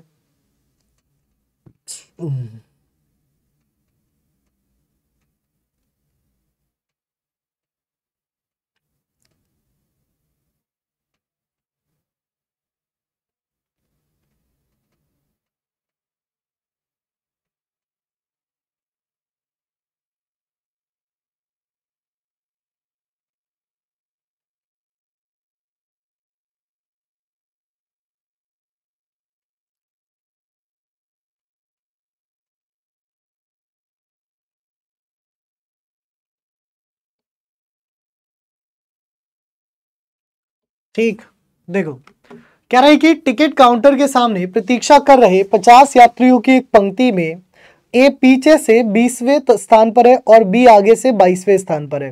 ए और बी के बीच कितने यात्री है। अब यहाँ पर बिटवीन पूछा गया है। मैंने आपसे क्या कहा कि अगर क्वेश्चन में बिटवीन आपसे पूछा जाए तो सबसे पहला जो आपको काम करना है वो क्या करना है, तो सबसे पहला जो आपको काम करना है वो ये देखना है कि केस कौन सा है, नॉर्मल केस है या ओवरलैप केस है, उसके लिए चेक लगाना पड़ेगा। सबसे पहला काम यही है कि जैसे यहां पर टी दिया गया 50, ठीक है, एल की वैल्यू दी गई पीछे से दिया गया 20वें स्थान पर और आगे से यानी कि आर की वैल्यू दी गई 22वें स्थान पर। तो सबसे पहले मैंने एल प्लस आर निकाला जिसकी वैल्यू बनी 20 प्लस 22 दैट इज 42। यानी कि मैं कह सकता हूं अगर मैं यहां पर चेक लगा रहा हूं तो चेक कह रहा है कि टी जो है वो 50 है जो कि बड़ा है एल प्लस आर की वैल्यू से जो कि 42 है। यानी कि चेक पास हो गया, पास हो गया तो नॉर्मल केस लग गया। क्या हो गया, नॉर्मल केस लगा दिया। नॉर्मल केस में फॉर्मूला होता है T is equal to L plus R plus N. T कितना है 50, एल कितना है 20, आर कितना है 22 प्लस एन। तो एन इज इक्वल टू कितना हो गया 50 माइनस 42। तो एन की वैल्यू कितनी आ गई 8 आ गई। सो यहां से आपको टोटल कितना निकला 8 निकला। लेकिन बात यह नहीं है कि टोटल कितना आया, सबसे इंपॉर्टेंट पॉइंट यहां पर क्या है। सो इंपॉर्टेंट पॉइंट ये है कि आपको चेक लगाना है सबसे पहले। अगर आप चेक नहीं लगाओगे तो गलतियों की गुंजाइश बहुत ज्यादा हो जाएगी, है ना।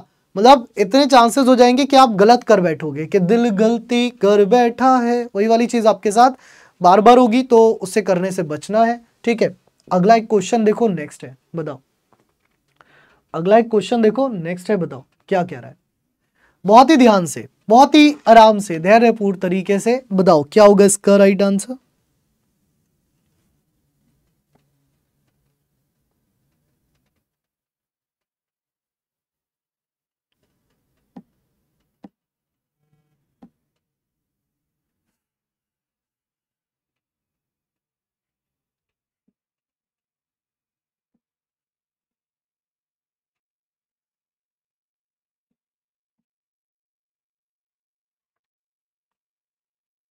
करो भाई इस क्वेश्चन का आंसर जल्दी से। अब ये क्वेश्चन क्या कह रहा है।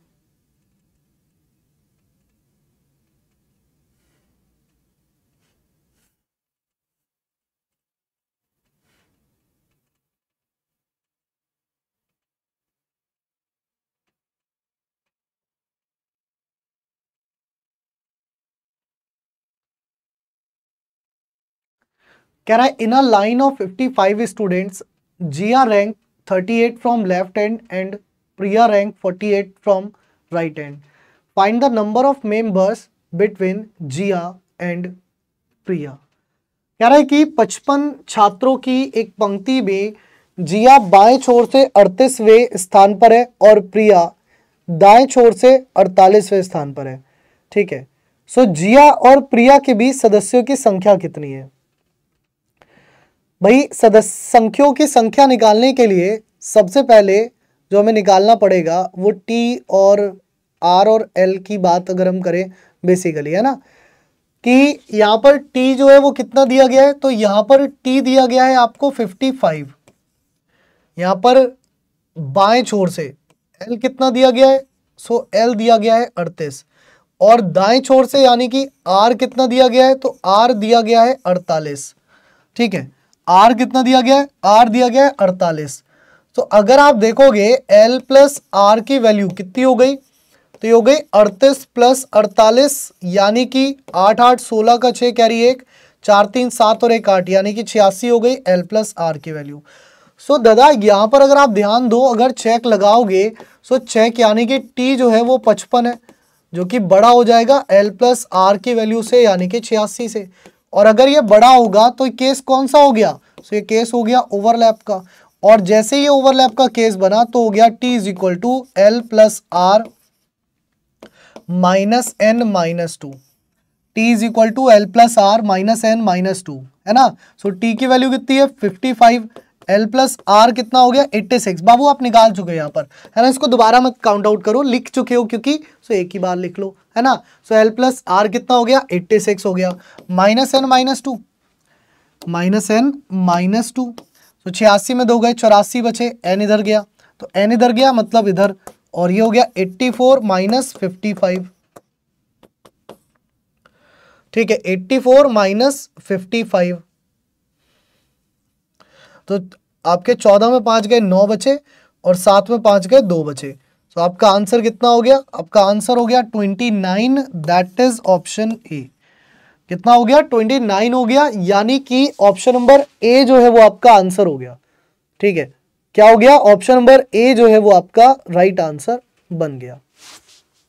चलो अगला क्वेश्चन है, नेक्स्ट है आपकी स्क्रीन पर, बताओ क्वेश्चन में क्या कह रहा है, करो भैया अगला क्वेश्चन देखो, नेक्स्ट है आपकी स्क्रीन पर, बताओ क्वेश्चन में क्या कह रहा है।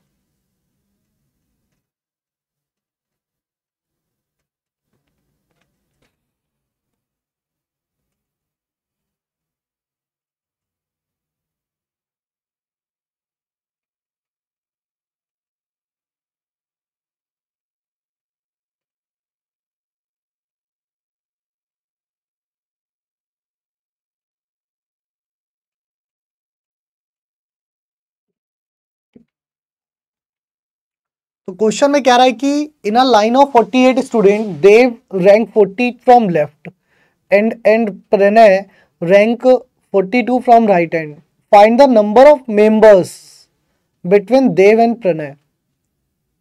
देव और प्रणय के बीच में लोगों की संख्या बताइए कितनी है। ठीक, अब यहाँ पर एक चीज देखिए, यहाँ पर भी आपको ओवरलैप केस दिख रहा है, डायरेक्ट ही दिख रहा है क्योंकि यार टी तो बहुत कम है, टी जो है वो केवल 48 है ना, साफ दिख रहा है, जबकि एल कितना है 40 है, आर कितना है 42 है ना। तो एल प्लस आर अगर मैं कर दूंगा तो कितना हो जाएगा 40 प्लस 42 यानी कि हो जाएगा आपका 82। अब यहाँ पर देखोगे साफ दिख रहा है कि यार टी जो कि 48 है वो छोटा है भाई, किससे, एल प्लस आर से, किससे, एल प्लस आर से, और जब ऐसा होगा तो ओवरलैप केस लगना यहाँ पर क्या हो जाएगा, नॉर्मल हो जाएगा, नेचुरल हो जाएगा। तो यहाँ पर नॉर्मल ही है ओवरलैप केस। तो ओवरलैप केस क्या कहता है कि T is equal to L plus R minus N minus 2। So T कितना है 48, एल प्लस आर की वैल्यू आप निकाल चुके हो, कितनी आ रही है 82 माइनस एन माइनस 2, तो माइनस 2 कर दोगे कितना हो जाएगा आपका 80 हो जाएगा, एन उठा करके इधर ले आओ तो एन इज इक्वल टू कितना हो गया 80 माइनस 42, सॉरी 80 माइनस 48। सो 10 में 8 गए 2 बचे, 7 में 4 गए 3 बचे, तो यानी कि इसका आंसर कितना हो गया, सो इसका आंसर हो गया 32 32 32, ऑप्शन डी। कितना होगा 32 होगा, यानी कि ऑप्शन डी होगा।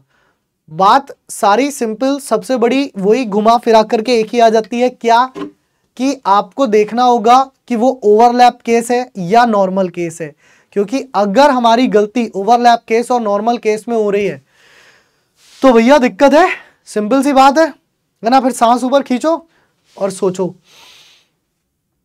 कि कहां दिक्कत हो रही है दया, ढूंढो उस दिक्कत को, सिंपल सी है ना। चलो अगला एक क्वेश्चन देखो, नेक्स्ट है, ध्यान से करना भैया, बहुत ही ध्यान से, गलती की गुंजाइश है ही नहीं।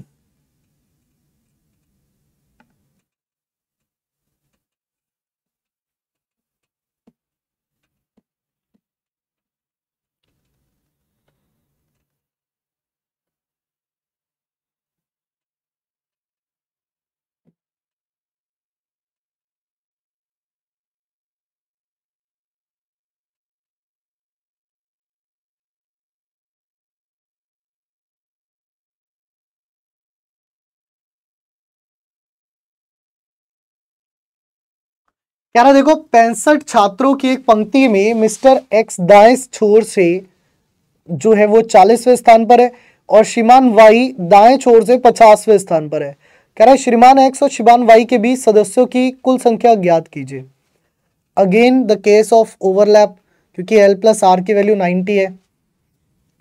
मैं देखो साफ दिख रहा है ना, लेकिन आपको दिखने के बावजूद एग्जाम में बार बार चेक करके देखना पड़ेगा, क्योंकि वहां पर एक ही क्वेश्चन आएगा और एक ही क्वेश्चन अगर गड़बड़ कर दिए तो फिर क्या ही मतलब है ना। आर 40 है, एल जो है वो 50 है, सही है, एल प्लस आर निकाल लोगे तो 40 प्लस 50 यानी कि 90 होगा, लेकिन एग्जैक्ट फिर भी एग्जाम में चेक करोगे, करना पड़ेगा, नहीं करोगे दिक्कत होगी। सो एग्जाम में चेक करना है, करना है, करना है, बात समझ रहे हो ना क्या कह रहा हूं, करना है मतलब करना है, करना है मतलब करना है, ठीक है। सो टी कितना हो गया 65, जो कि क्या है छोटा है किससे, एल प्लस आर से, वो कितना है 90 है ना। हमने अगर ये चेक लगाया और हमें ये पता चला तो हम क्या कहेंगे कि भाई ओवरलैप केस है, हम क्या कहेंगे भाई ओवरलैप केस है, यानी कि t इज इक्वल टू यहाँ पर जो है वो l plus R minus N minus 2 लगेगा। कितना लगेगा, t is equal to L plus R minus N minus 2 लगेगा। आज ओवरलैप का डर खत्म हो गया होगा, तुम्हारे दिल में डर है ना ओवरलैप होता नहीं हमसे, आज हो गया होगा खत्म, सही है। सो t कितना दिया गया 65, एल प्लस आर की वैल्यू आप निकाल चुके हो, कितनी है 90, माइनस एन माइनस 2, एन उठाओ इधर ले जाओ तो n इज इक्वल टू कितना हो जाएगा, 90 में 2 गए 88 माइनस 65, 88 माइनस 65, इसमें ऑप्शंस की गलती है कुछ, 40 50 90 ऑप्शन में एरर है ना। 8 में 5 गए 3 बचे और 8 में 6 गए 2 बचे, तो इसका जो आंसर है वो 23 होगा। 65 छात्रों की एक पंक्ति में मिस्टर एक्स दाएं से जो है वो 40वें स्थान पर है और श्रीमान वाई जो है वो दाएं से 50वें स्थान पर है। अच्छा, ओहो, सबसे बड़ी चीज एक जो इसमें आपने देखी नहीं है ना, और ये आंसर हम निकाल दें चल दिए, वो क्या है कि दोनों ही लोग दाएं तरफ से बैठे हैं। एक बात ध्यान से देखो, दोनों ही लोग जो हैं वो दाएं तरफ से बैठे हैं भाई साहब, इसमें तो ये सॉल्व करने की जरूरत ही नहीं थी, इतनी मेहनत की कोई जरूरत ही नहीं थी यार। कह रहा है एक्स जो है वो दाएं तरफ से 50वें स्थान पर है, ऐसे मान लो कि x जो है वो दाएं तरफ से और y जो है वो दाएं तरफ से, मतलब इधर से ही बैठे हैं दोनों, है ना। कह रहा है x दाएं से 40वें स्थान पर है, मतलब ये 40वें स्थान पर है। तो यहाँ पर 41 42 43 44 45 46 47 48 49 और y जो है इधर से 50वें स्थान पर है। सो ये y है और ये x है, मतलब दोनों की जो पोजीशन है वो दोनों की पोजीशन एक तरफ से दी गई है, ठीक है। क्वेश्चन को ध्यान से देखेंगे तो क्या कह रहा है कि दोनों की पोजीशन एक तरफ से दी गई है। 65 छात्रों की पंक्ति में मिस्टर एक्स दाएं छोर से 40वें और श्रीमान वाई दाएं छोर से जो है वो 50वें स्थान पर है। अब कह रहा है एक्स और वाई के बीच में कितने हैं, 1 2 3 4 5 6 7 8 9, कितने हैं? 9 लोग हैं इनके बीच में, है ना। सो आंसर कितना होगा? x और y के बीच में 9 लोग हैं। सो श्रीमान x और श्रीमान y के बीच में सदस्यों की संख्या 9 है, 9 है, 9 है, यानी कि ऑप्शन बी इसका राइट आंसर बन गया। चलिए सर, अगला एक क्वेश्चन है, नेक्स्ट है, बनाइए, ध्यान से बनाइए। 40 seconds for you, then I will solve it. करिए इस क्वेश्चन का आंसर जल्दी से।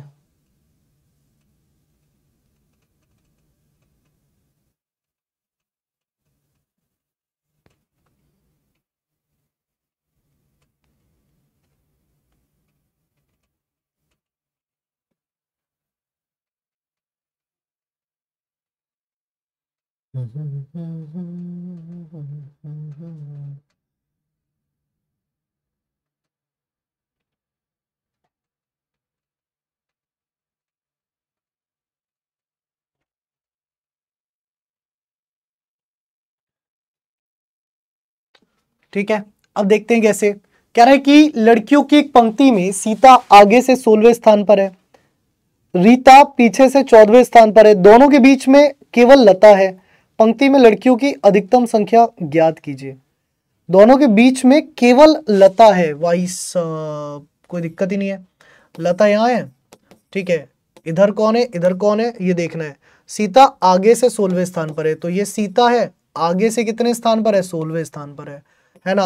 ये कौन है? ये रीता है, रीता पीछे से 14वें स्थान पर है। तो इसकी अगर बात करोगे, इधर से 15वां हो गया, इधर से इसका 17वां हो गया। T इज इक्वल टू क्या हो जाएगा? L प्लस R माइनस 1 हो जाएगा, यानी कि 17 प्लस 15 माइनस 1, तो 17 15 32, 32 में 1 गए, तो 32 में 1 गए, तो ये कितना हो गया? 31 हो गया।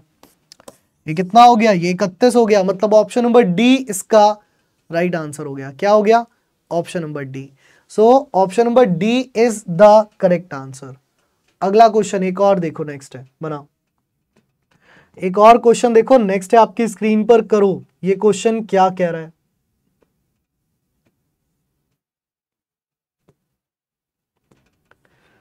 चलो, कह रहा है लड़कों की एक पंक्ति में राम दाएं से 26वें और राज बाएं से 24वें स्थान पर है, दोनों के बीच केवल शिव और राजू हैं, तो पंक्ति में लड़कों की अधिकतम संख्या कितनी है? डायरेक्ट टोटल भी कर सकते हो इसमें, है ना, इतनी मेहनत मत करो भाई। टी इज इक्वल टू क्या होता है? L plus R plus N होता है ना, ठीक है। तो एल कितना है? वो आर, एल है 24, आर कितना है? 26 प्लस एन, एन की वैल्यू है 2, मतलब केवल 2 ही लोग हैं, शिव और राजू, तो वो एन की वैल्यू को दर्शा रहे हैं। तो 26 24 50, 50 और 2 52, 50 और 2 52, 52 मतलब ऑप्शन ए। सो इसको इस तरीके से भी करा दिया और इसको इस तरीके से भी करा दिया, जो तरीका अपना लेना एग्जाम में। अगला क्वेश्चन देखो, नेक्स्ट है। ये क्वेश्चन अगर आपने कर दिया ना स्वयं से, तो समझ लो कि रैंकिंग आपको वैसे भी आ चुकी है। चलो ये क्वेश्चन का आंसर बताओ, ये क्वेश्चन अब आपसे क्या कह रहा है, करो भैया जल्दी से।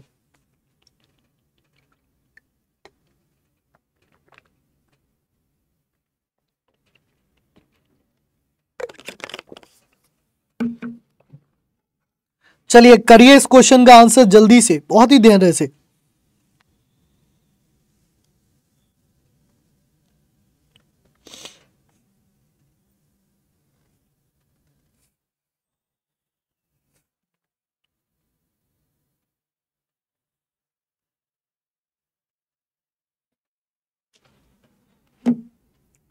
कह रहा है कि लड़कों की एक पंक्ति में अनुज बाएं से 18वें स्थान पर है।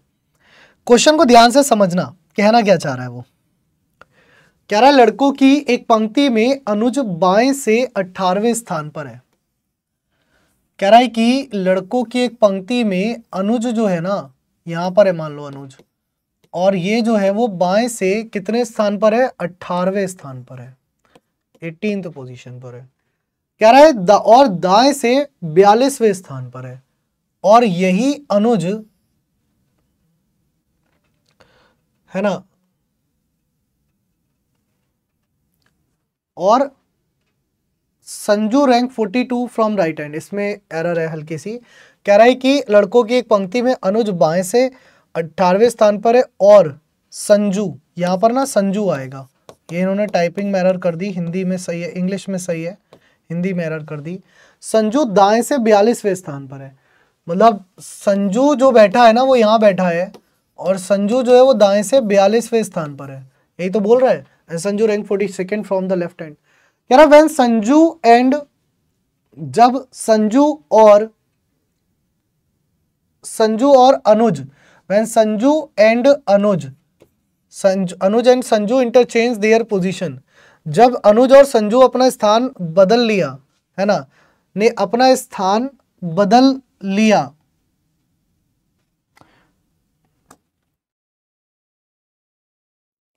ने जब अपना स्थान बदल लिया तो अनुज बाएं से 26वें स्थान पर आ गया। मतलब ये कह रहा है कि अब ये अपनी पोजीशन बदल रहे हैं, मतलब अनुज जो है वो अब यहां जा रहा है और संजू जो है वो अब यहां जा रहा है, ठीक है, संजू जो है वो अब यहां जा रहा है। जब अनुज यहां पहुंचा तो यहां पहुंचने के बाद उसका जो बाएं से स्थान था वो 26वां हो गया। वो कितना हो गया? वो 26वां हो गया। तो कह रहा पंक्ति में कुल संख्या ज्ञात करें, ठीक है।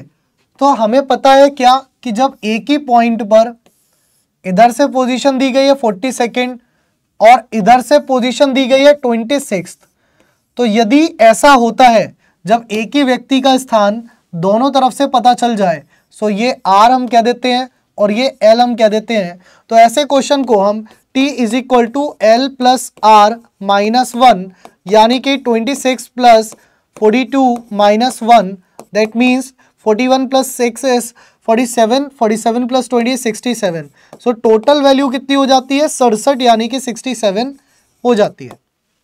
देखिए एक तरीका तो इसको करने का ही है, लेकिन यह है बाबा आजम के ज़माने का तरीका, मतलब बहुत ही पुराना मेथड है ना। बुक्स में आपको ये मेथड मिलेगा, लेकिन ज़माना थोड़ा सा, ट्रेंड थोड़ा सा चेंज हो रहा है ना। तो बदलते ज़माने के साथ बदलना सीखो, वो वाली बात आपके ऊपर भी लागू होती है।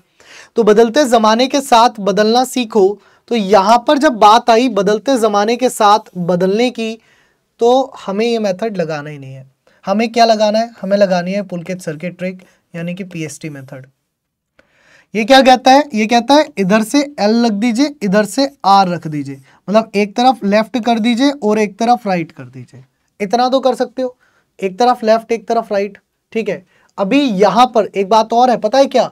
अगर संजू की नई पोजीशन पूछ लेता तो और परेशान हो जाते। अगर ये कह देता संजू की नई, संजू का या नया स्थान, संजू की नई स्थान या नया स्थान एक ही बात है, संजू का नया स्थान दाएं से कितना है? दाएं से कितना है? तो अब उसको निकालने के लिए फिर एक मेथड लगाते, लेकिन इस मेथड से वो इजी हो जाएगा। आपको लेफ्ट और राइट लिखने हैं। लेफ्ट और राइट लिखने के बाद यहाँ देखिए, जैसे कह रहा है कि लड़कों की एक पंक्ति में अनुज बाएं से 18वें स्थान पर है। कितने? बाएं से 18वें। तो हमें ये लेफ्ट से पढ़ना है, सो लेफ्ट से 18th कह रहा है, तो आप भी यहाँ पर बाएं से 18वां स्थान लिख दो। कह रहा है और संजू दाएं से 42वें स्थान पर है, यानी कि राइट से 42nd कह रहा है, तो दाएं के नीचे 42 लिख दो, R के नीचे 42 लिख दो। जब अनुज और संजू अपना स्थान बदल लिया तो अनुज बाएं से 26वां हो गया। बाएं से 26वां मतलब बाएं के नीचे बाएं लिख दो। अब मैंने तुमसे एक क्वेश्चन पूछा था ये वाला कि भाई संजू का दाएं से कितना स्थान होगा, यहां से निकालने के लिए तो बहुत मेथड झेलना पड़ता, यहां से आसानी से निकल जाएगा। कैसे? इन दोनों के बीच में अंतर देखोगे कितना हो रहा है? +8 हो रहा है। मतलब 18 से 26 तक जाने के लिए आप +8 कर रहे हो। ऐसे ही अगर आप 42 में +8 कर दोगे तो 42 और 8 हो जाएगा 50। कितना हो जाएगा? 42 और 8 हो जाएगा 50। सो 42 से 50 जाने के लिए भी आप 8 जो है वो जोड़ोगे, है ना।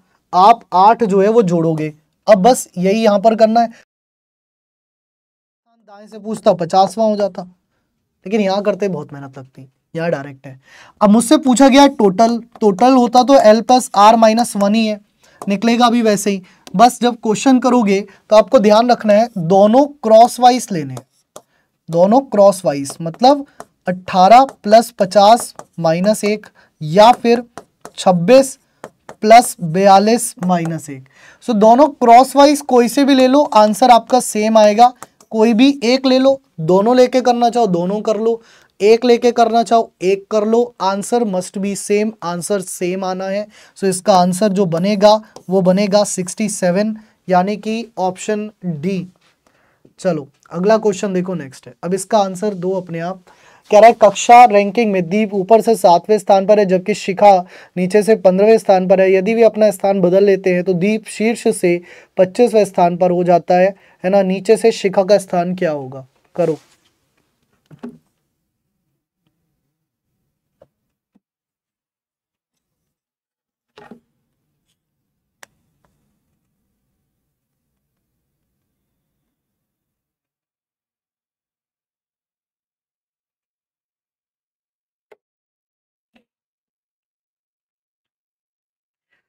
उसी ट्रिक से करनी है जो मैंने सिखा दी है। अब वही ट्रिक लगेगी, अब बार बार एग्जाम में भी वही लगेगी। क्या है ट्रिक? ट्रिक क्या है? कह रहा है कि सर एक तरफ एल लिख दो, एक तरफ आर लिख दो।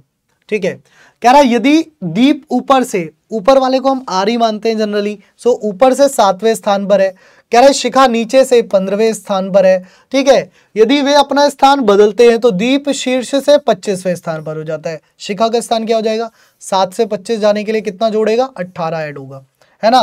सो यहां से आप 18 ऐड कर दो। क्या कर दो? 18 ऐड कर दो। कितना हो गया? तो 15 में 18 जोड़े 33 हो गया। 15 में 18 जोड़े कितना हो गया? 33 हो गया। अच्छा,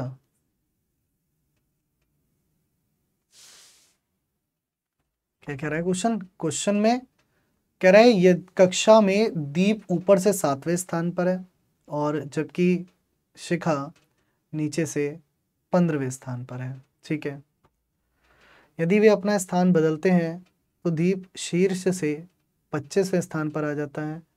ठीक है, 7 से 25 आया है तो शिखा नीचे से स्थान क्या होगा? तो आंसर होगा 33 होगा। आंसर बिल्कुल ठीक है, 33 है। इसमें टॉप, इसमें कोई ऑप्शंस में एरर है। ठीक है, आंसर बिल्कुल ठीक है, ये जो है वो 33 आएगा। यहाँ पर आंसर मस्ट बी 33, है ना। कुछ इन्होंने एरर कर दिया टाइपिंग में। आंसर 33 ही आएगा। आंसर के पास और कोई विकल्प नहीं आने के लिए। ठीक है, क्योंकि क्वेश्चन यही बात कर रहा है। अगर क्वेश्चन में कोई और चीज़ कह रहा होता तो मैं कह सकता था कि हाँ शायद मे बी चेंजेस हो, लेकिन या तो ये टाइपिंग में एरर कर गए। Answer must B 33। हाँ, अगर यहाँ पर टोटल निकालना होता तो कैसे निकालते? अगर यहाँ पर टोटल निकालना होता तो कैसे निकालते? एल प्लस आर माइनस 1 करते। दोनों क्रॉस में इधर से ले लो, चाहे दोनों क्रॉस में इधर से ले लो। तो जब इधर से लोगे तो भी आपका वही आएगा 15 प्लस 25 माइनस 1, और इधर से लोगे तो भी वही आएगा 33 प्लस 7 माइनस 1, यानी कि 33 7 40 माइनस 1, यानी कि आपका होना है 39। सो अगर टोटल कहता तो 39 होता। फिलहाल टोटल पूछा नहीं है तो बिल्कुल आपका आंसर ये हो जाएगा। कह रहा है लड़कियों की एक पंक्ति में जो बाएं से 10वां है, जो दाएं से 9वां है, वह अपना स्थान बदलते हैं तो बाएं से 15वां हो जाता है। तो पंक्ति में कितनी लड़कियां हैं बताइए? चलिए करिए। सो पंक्ति में कितनी लड़कियां हैं ये पूछ रहा है, बताइए जल्दी से, फटाफट से करिए इसका आंसर। देखिए ये क्वेश्चन में क्या कह रहा है।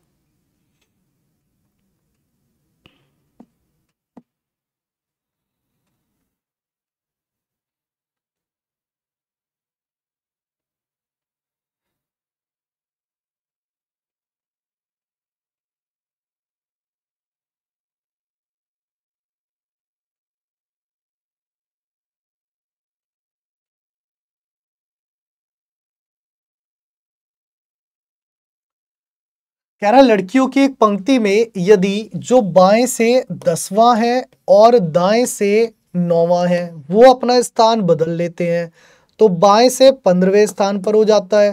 पंक्ति में कुल बताइए कितनी लड़कियां हैं। देखिए यहाँ से यहाँ तक इंक्रीमेंट ऑफ +5 है, तो यहाँ से यहाँ तक भी इंक्रीमेंट ऑफ +5 कर दीजिए, यानी कि कितनी हो गई? 14 हो गई।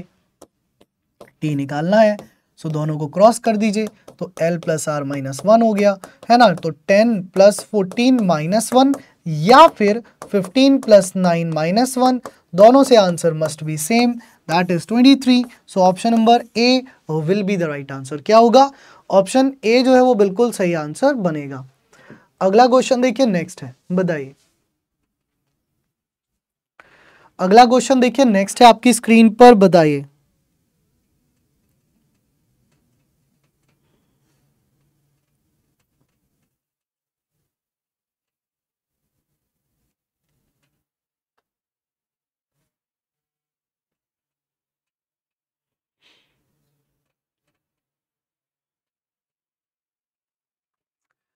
कह रहा है एक चर्च की शाम की प्रार्थना में रंजन आगे से 18वें स्थान पर था जबकि प्रिंस पीछे से 15वें स्थान पर था। यदि वे अपना स्थान बदलते हैं तो रंजन आगे से 34वें स्थान पर हो जाता है। सिंपल है। तो एल और आर दिया गया है। आगे वाले को आर मान लो तो आगे से 18वें पर था और पीछे से 15वें पर था, फिर आगे से 34वें स्थान पर हो गया। ये निकालना है आपको, मान लीजिए फिलहाल टोटल निकालना है। सो यहाँ से यहाँ तक जाते हुए आपके 16 का इंक्रीमेंट होगा। सो यहाँ से भी 16 का इंक्रीमेंट कर दोगे, ये 31 हो जाएगा। दोनों को क्रॉस वाइज ले लो। सो टी इज इक्वल टू क्या हो जाएगा, एल प्लस आर माइनस 1 हो जाएगा। सो टी कितना हो गया यहाँ पर है आपका 15 प्लस 34 माइनस 1 हो गया, या फिर 31 प्लस 18 माइनस 1 हो गया। तो ये हो गया 49 माइनस 1 यानी कि 48। तो आपका आंसर यहाँ पर कितना बन गया, ऑप्शन नंबर डी। तो इस तरीके का कोई भी क्वेश्चन कहीं से भी आ जाए आपको यही ट्रिक लगानी है। कोई भी क्वेश्चन कहीं से भी आ जाए आपको यही ट्रिक लगानी है, बारंबार लगानी है, एक बार नहीं हर बार यही ट्रिक लगानी है। ठीक है, हर बार यही ट्रिक आपको यूज करनी होती है। नाउ कमिंग नेक्स्ट, अब आता है हमारा ऑर्डर। अभी तक हम बात कर रहे थे रैंकिंग की, अब हम बात करेंगे ऑर्डर की।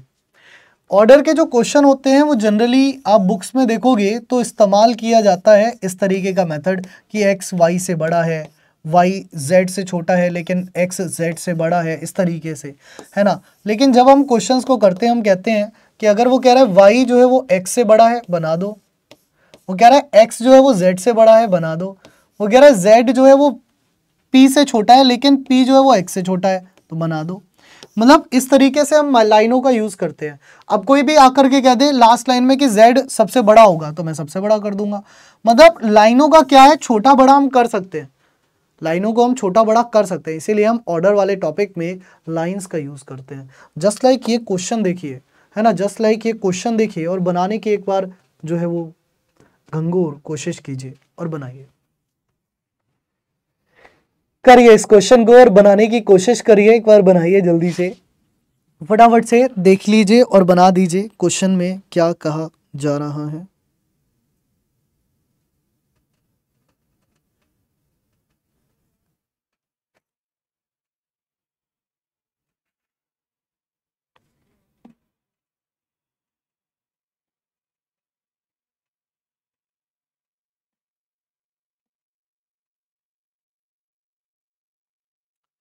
कह रहा है कि ए बी से बड़ा है लेकिन सी से छोटा है, डी ई से छोटा है लेकिन ए से बड़ा है।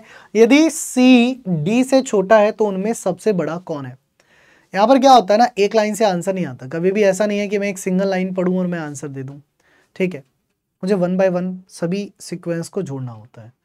ऑप्शन से भी हो सकता है ये क्वेश्चन, जैसे इसमें पूछा गया सबसे बड़ा कौन है। अब देखो कैसे होगा, पहले मैं ऑप्शन से समझाता हूँ। इस क्वेश्चन को अगर मुझे डायरेक्ट ऑप्शन से करना होता तो मैं कैसे करता, इस क्वेश्चन को अगर मुझे डायरेक्ट ऑप्शन से ही करना होता तो मैं कैसे करता। जैसे इसमें बोला है कि ए बी से बड़ा है लेकिन सी से छोटा है। अब ए बी से बड़ा है तो बी सबसे बड़ा तो नहीं हो सकता, और ए सी से छोटा है यानी कि ए सबसे बड़ा नहीं हो सकता, तो ए और बी सबसे बड़े नहीं हो सकते। कह रहा है डी ई से छोटा है तो डी सबसे बड़ा नहीं हो सकता, और सी डी से छोटा है तो डी सी भी सबसे बड़ा नहीं हो सकता। मतलब सबसे बड़ा कौन हो जाएगा, ई हो जाएगा। अगर मैं ऑप्शन से कर रहा हूं तो, मैं ऑप्शन से कर रहा हूं तो, लेकिन ऑप्शन से नहीं करते हम, एग्जाम में से ना बना लेते हैं, क्योंकि it is better to do hard work than a wrong work. ठीक है, स्मार्ट वर्क करना चाहिए लेकिन हमें गलत करने से बचना है, और गलत करने से बचने के लिए हमें सही करने के लिए जो है वो मेहनत का रास्ता कभी कभी अपना लेना चाहिए। जैसे इस क्वेश्चन में कह रहा है, अगर इस क्वेश्चन की मैं बात करूं तो ये क्वेश्चन कह रहा है ए जो है वो बी से बड़ा है। तो ये क्वेश्चन क्या कह रहा है कि ए जो है वो बी से बड़ा है, तो मैंने बना दिया, लेकिन सी से छोटा है। लेकिन या फिर और शब्द हमेशा पहले व्यक्ति के लिए इस्तेमाल किया जाता है, मैंने बताया है ना, बट, इफ, एंड, ये सब फर्स्ट पर्सन के लिए यूज होते हैं। हु, होम, हुज, जो, जिसके, जिसकी, जिसके लिए, ये सब सेकंड पर्सन के लिए यूज होते हैं। तो यहां पर कह रहा है ए बी से बड़ा है लेकिन सी से छोटा है, यानी कि ए बी से बड़ा है लेकिन ए जो है ना वो सी से छोटा है, लेकिन ए जो है वो सी से छोटा है, तो मैंने सी की लाइन को ए से बड़ा बना दिया। कह रहा है डी ई से छोटा है लेकिन ए से बड़ा है। अभी चलो बना लो। कह रहा है डी जो है वो ए से बड़ा है, मैंने डी को लगभग सी के बराबर बना दिया, और डी जो है वो ई से छोटा है तो मैंने ई को इससे ऊपर निकाल दिया। अब कह रहा है कि यदि सी जो है वो डी से छोटा है, सी कौन है, सी डी से छोटा है, यानी कि डी की लाइन को थोड़ा सा बड़ा कर दो, सी से आपका सीक्वेंस बन गया। अब यहां पर वो अगर ये भी पूछ लेता ना कि घटते हुए क्रम में तीसरे स्थान पर कौन है, तब भी निकल जाता, लेकिन घटते हुए क्रम में तीसरे स्थान पर ऑप्शन से नहीं निकाल सकते थे। ऑप्शन से ये तो निकाल सकते हैं हम सबसे बड़ा कौन है या सबसे छोटा कौन है, लेकिन अगर क्वेश्चन में ये पूछ ले कि घटते हुए क्रम में तीसरे स्थान पर कौन है, तो वो ऑप्शन से नहीं निकल सकता सर, फिर उसके लिए डायग्रामेटिकली जरूरी है, इसलिए डायग्राम बनाना आना चाहिए। अब इन्होंने पूछा सबसे बड़ा कौन है, तो सबसे बड़ा ई है। ये पूछते सबसे छोटा कौन है, सबसे छोटा बी है। ये पूछते कि बढ़ते हुए क्रम में दूसरे नंबर पर कौन है, तो ए है। ये पूछते घटते हुए क्रम में दूसरे नंबर पर कौन है, तो डी है। ये पूछते बढ़ते हुए क्रम में तीसरे नंबर पर कौन है, तो सी है। ये पूछते घटते हुए क्रम में तीसरे नंबर पर कौन है, तो सी है। ये पूछते हुए बढ़ते हुए क्रम में चौथे नंबर पर कौन है, तो डी है। ये पूछते कि घटते हुए क्रम में चौथे नंबर पर कौन है, तो ए हो जाता। मतलब क्वेश्चन को करने के अलग अलग तरीके हो सकते हैं, कोई दिक्कत कहीं से कहीं तक नहीं होनी चाहिए ना। चलो आगे बढ़ते हैं, आगे बढ़ते हैं। अगला क्वेश्चन है, नेक्स्ट है आपकी स्क्रीन पर, बनाओ।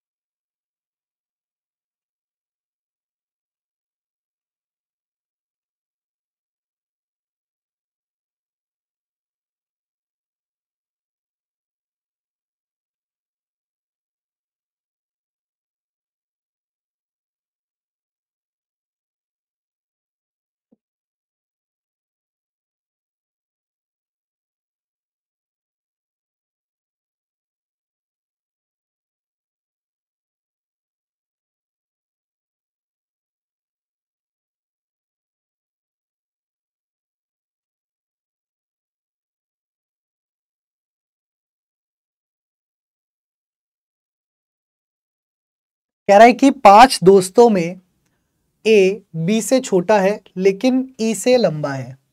तो 5 दोस्तों में ए जो है वो बी से छोटा है लेकिन ई से लंबा है। कह रहा है सी बी से थोड़ा लंबा है, तो सी जो है वो बी से थोड़ा लंबा है, लेकिन डी बी से थोड़ा छोटा है।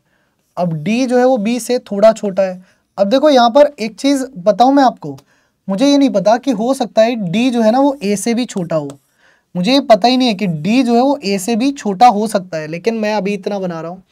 और ए से थोड़ा लंबा है, तो डी जो है ना वो बी से थोड़ा छोटा है और ए से थोड़ा लंबा है, यानी कि डी को ए से हल्का सा लंबा कर देना। उनमें सबसे छोटा कौन है, तो अगेन सबसे छोटा है ई नाम का व्यक्ति, है ना।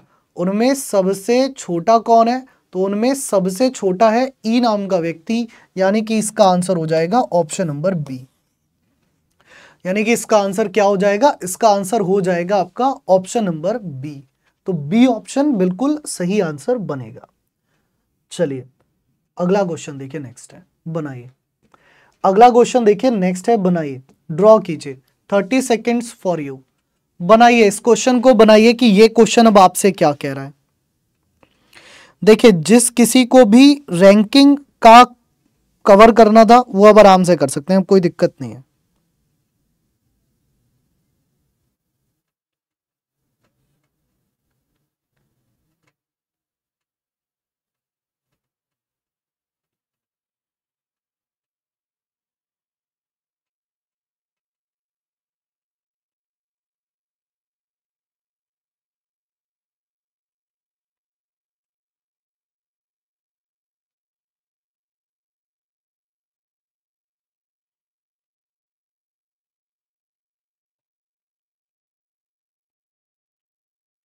कह रहा है यदि रश्मि जो है वो मनीषा से लंबी है, मनीषा प्रियंका से लंबी है, कह रहा है रश्मि जो है वो मनीषा से लंबी है। मान लीजिए रश्मि यहाँ पर है और मान लीजिए मनीषा यहाँ पर है, मैं कह सकता हूँ कि ठीक है रश्मि कौन है, मनीषा से लंबी है।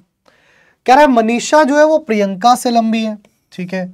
सो मनीषा जो है वो क्या है, वो प्रियंका से लंबी है। सो ये कौन हो जाएगी, ये प्रियंका हो जाएगी। कह रहा है सुगंधा रश्मि से लंबी है, तो सुगंधा जो है वो कौन है, सुगंधा जो है वो रश्मि से लंबी है, तो सुगंधा रश्मि से लंबी है। कह रहा हर्ष प्रियंका से छोटी है, सो हर्ष जो है वो प्रियंका से छोटी है, सो ये हर्ष हो जाएगी, है ना। कह रहा है इन लड़कियों में सबसे लंबी कौन है, तो सबसे लंबी तो सुगंधा हो गई। इन लड़कियों में सबसे लंबी कौन है पूछ रहा है, तो इन लड़कियों में सबसे लंबी तो सुगंधा हो गई, है ना। सो सुगंधा इसका आंसर हो गया, यानी कि ऑप्शन सी। तो सुगंधा इसका आंसर हो गया, यानी कि ऑप्शन नंबर सी जो है वो इसका राइट आंसर बन गया। अगला क्वेश्चन देखो, नेक्स्ट है, बनाओ। अगले में क्या कह रहा है, करो। अगला क्वेश्चन देखो, नेक्स्ट है आपकी स्क्रीन पर, बनाओ कि अगले क्वेश्चन में क्या कह रहा है। कह रहा है कि if Suma is shorter than Uma and Neha is taller than Suma, Sudha is taller than Uma but shorter than Hema and Uma is taller than Neha, who is the tallest among them. Suma Uma से छोटी है, नेहा सुमा से लंबी है, सुधा उमा से लंबी है लेकिन हेमा से छोटी है, उमा नेहा से लंबी है, और सबसे लंबी उनमें से कौन है। उनमें से सबसे लंबी जो है वो कौन है, ये आपको बताना है। बताइए जरा जल्दी से, फटाफट से इसका आंसर करिए कि उनमें से सबसे लंबी कौन है।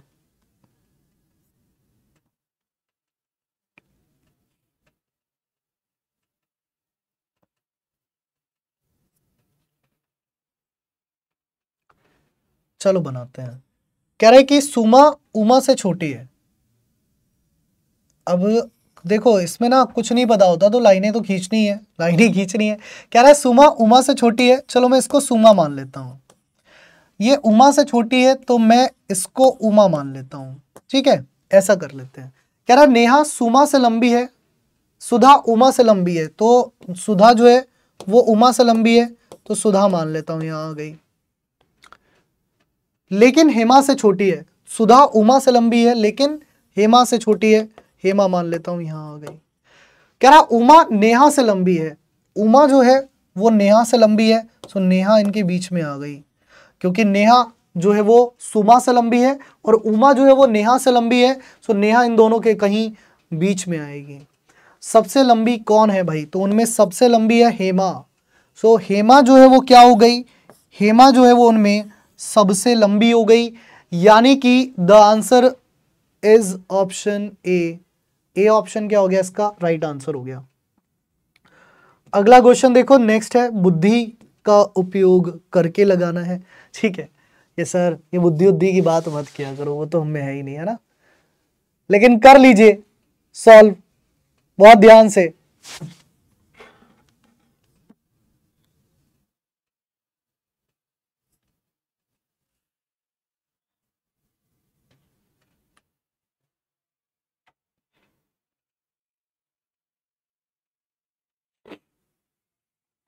कह रहा है जिल के पास मनी से अधिक लेकिन बाबू से कम पैसा है। समझ रहे हो बात। कह रहा है जिल के पास, मान लीजिए ये जिल है, इसके पास मनी से तो अधिक है ना, इसके बाद मास मनी से अधिक लेकिन बाबू से कम पैसा है, यानी कि देख रहे हो बाबू ने यहाँ पर भी पैसा इकट्ठा कर ही रखा है भाई साहब, ठीक है, लूट रूट के कर लिया होगा ना बाबू ने पैसा। कह रहा है यदि जिल मणि और बाबू द्वारा धरित एक्स वाई जेड है, तो जिल की क्या है एक्स है, मणि की क्या है वाई है, और बाबू की क्या है जेड है। सो मतलब Z is greater than X, X is greater than Y. एक तरीका इसको लिखने का ये होता है, या इसको ऐसे भी लिखा जा सकता है Y is great X is और जेड। सो यहाँ पर इसका दोनों का अर्थ सेम है, ये दोनों ही बातें सेम फॉर्मेट में है ना। सिंबल को ग्रेटर देन या लेसर देन से जब रिप्रेजेंट करते हैं, सो ये सेम पॉइंट दोनों तरफ ही जा रहे हैं, ठीक है। अब यहाँ पर देख लीजिए दोनों तरफ जब जा रहे हैं तो यहाँ क्या बन रहा है, यहाँ पर कौन इसका सही आंसर है, तो निम्नलिखित में से कौन सा सत्य है पूछ रहा है। सो ZXY, और ये बिल्कुल सही है ऑप्शन नंबर 3 के अंदर। कहाँ पर सही है, ऑप्शन 3 में ये सही है, और कहीं भी ये सही नहीं है। चलिए अगला एक क्वेश्चन है, नेक्स्ट है आपकी स्क्रीन पर, इसको देखिए ये क्या कह रहा है। नेक्स्ट अगला एक क्वेश्चन है आपकी स्क्रीन पर, इसको देखिए ये क्या कह रहा है, बनाइए।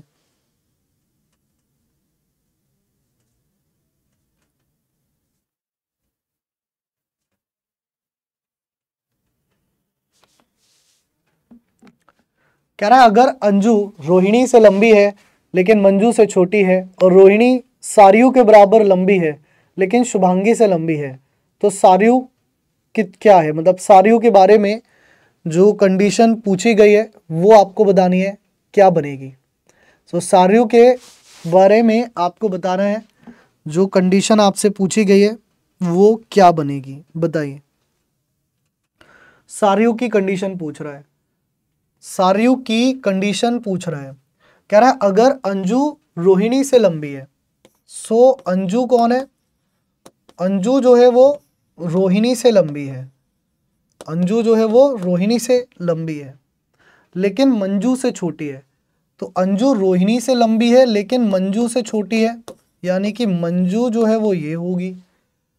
कह रहा है रोहिणी सारियू बराबर लंबी है, रोहिणी जो है वो क्या है, वो सारियू बराबर लंबी है, तो ये सारियू हो जाएगा। लेकिन शुभांगी से लंबी है, लेकिन शुभांगी से लंबी है, मतलब शुभांगी तो सबसे छोटी हो गई फिर, ठीक है। अब यहाँ कंडीशन पूछी है सारियू के लिए। कह रहा है सारियू क्या है, सारियू जो है वो टॉलर देन मंजू, मंजू से लंबी है नहीं, शॉर्टर देन अंजू, अंजू से छोटी है बिल्कुल है। सो सारियू अंजू से छोटी है, as tall as Anju, Anju के बराबर लंबी है नहीं, शुभांगी से छोटी है नहीं, शुभांगी से तो लंबी है ना सारियू। तो सारियू छोटी है किससे, केवल शॉर्टर देन अंजू। तो शुभांगी छोटी है किससे, केवल और केवल शॉर्टर देन अंजू, यानी कि इसका आंसर होगा बी ऑप्शन। चलिए अगला क्वेश्चन देखिए, नेक्स्ट है, बनाइए।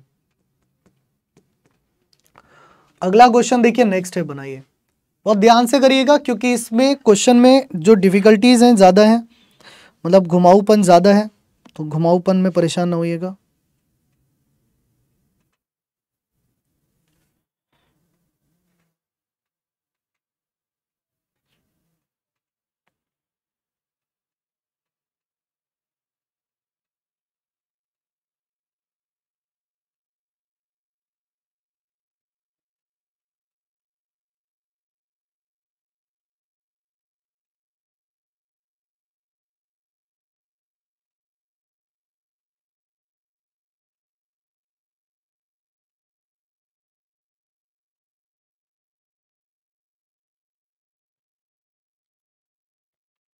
चलो क्वेश्चन देखो। कह रहा है राकेश ने सुरेश से अधिक अंक प्राप्त किए लेकिन संतोष से कम। कह रहा है राकेश ने सुरेश से अधिक अंक प्राप्त किए लेकिन संतोष से कम, लेकिन संतोष से कम। रमेश ने राजेश से अधिक अंक प्राप्त किए, अभी राजेश जी आए नहीं है, लेकिन हरीश से कम। कह रहा है संतोष ने राजेश से कम अंक प्राप्त किए, तो संतोष ने राजेश से कम अंक प्राप्त किए। आगे बोल रहा है रमेश ने राजेश से अधिक अंक प्राप्त किए, सो रमेश इससे भी ऊपर निकल जाएगा, लेकिन हरीश से कम, तो हरीश सबसे ऊपर निकल जाएगा, ठीक है। यहाँ क्वेश्चन में क्या कह रहा है, सबसे अधिक अंक किसने प्राप्त किए, तो सबसे अधिक अंक तो हरीश ने प्राप्त किए ना, सबसे अधिक अंक किसने प्राप्त किए, तो सबसे अधिक अंक तो हरीश ने प्राप्त किए, तो इसका आंसर क्या हो जाएगा, ऑप्शन नंबर डी हो जाएगा, हरीश हो जाएगा, ठीक है। सो ऑप्शन डी इसका आंसर हो जाएगा, सही है। एक और देखिए, नेक्स्ट है।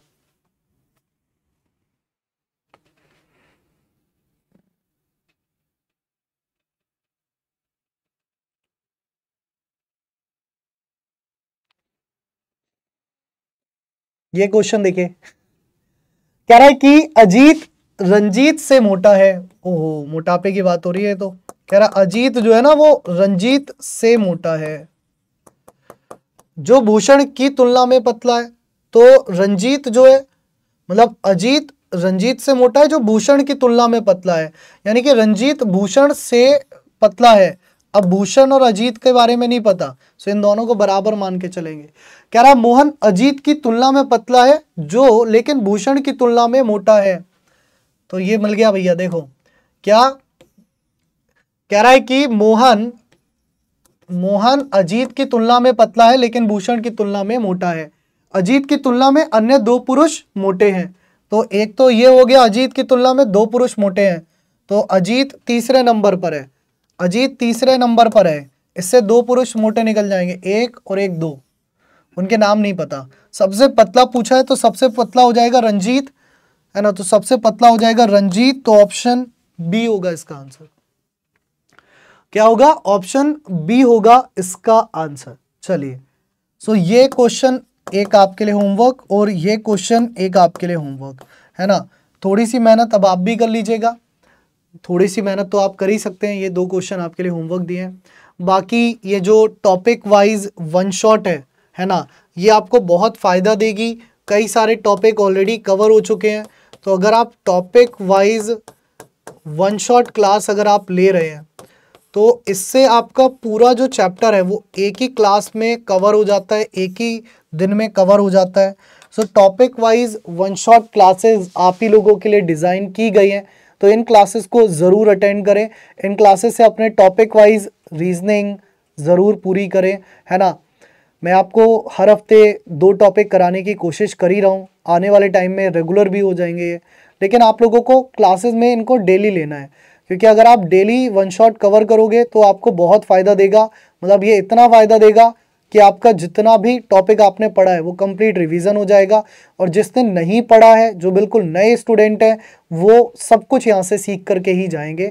सो ये वन शॉट टॉपिक वाइज जो क्लास है इनको मत छोड़ा कीजिए, चाहे कैलेंडर की हो, क्लॉक की हो, डाइस की हो, रैंकिंग की हो, या अन्य कोई भी टॉपिक की हो। इन सभी क्लासेस को टाइम टू टाइम लेते रहिए और रिवीजन के लिए भी इन्हीं क्लासेस को प्रेफर करिए। चलिए, सो आज का सेशन इतना ही रखते हैं। तब तक आप सब लोग भी अपना ख्याल रखिएगा, हंसते रहिए, मुस्कुराते रहिए। होगी आप सभी से मुलाकात आप आगे के सेशंस में। तब तक के लिए take care and have a good day. Love you all. जय हिंद, जय भारत।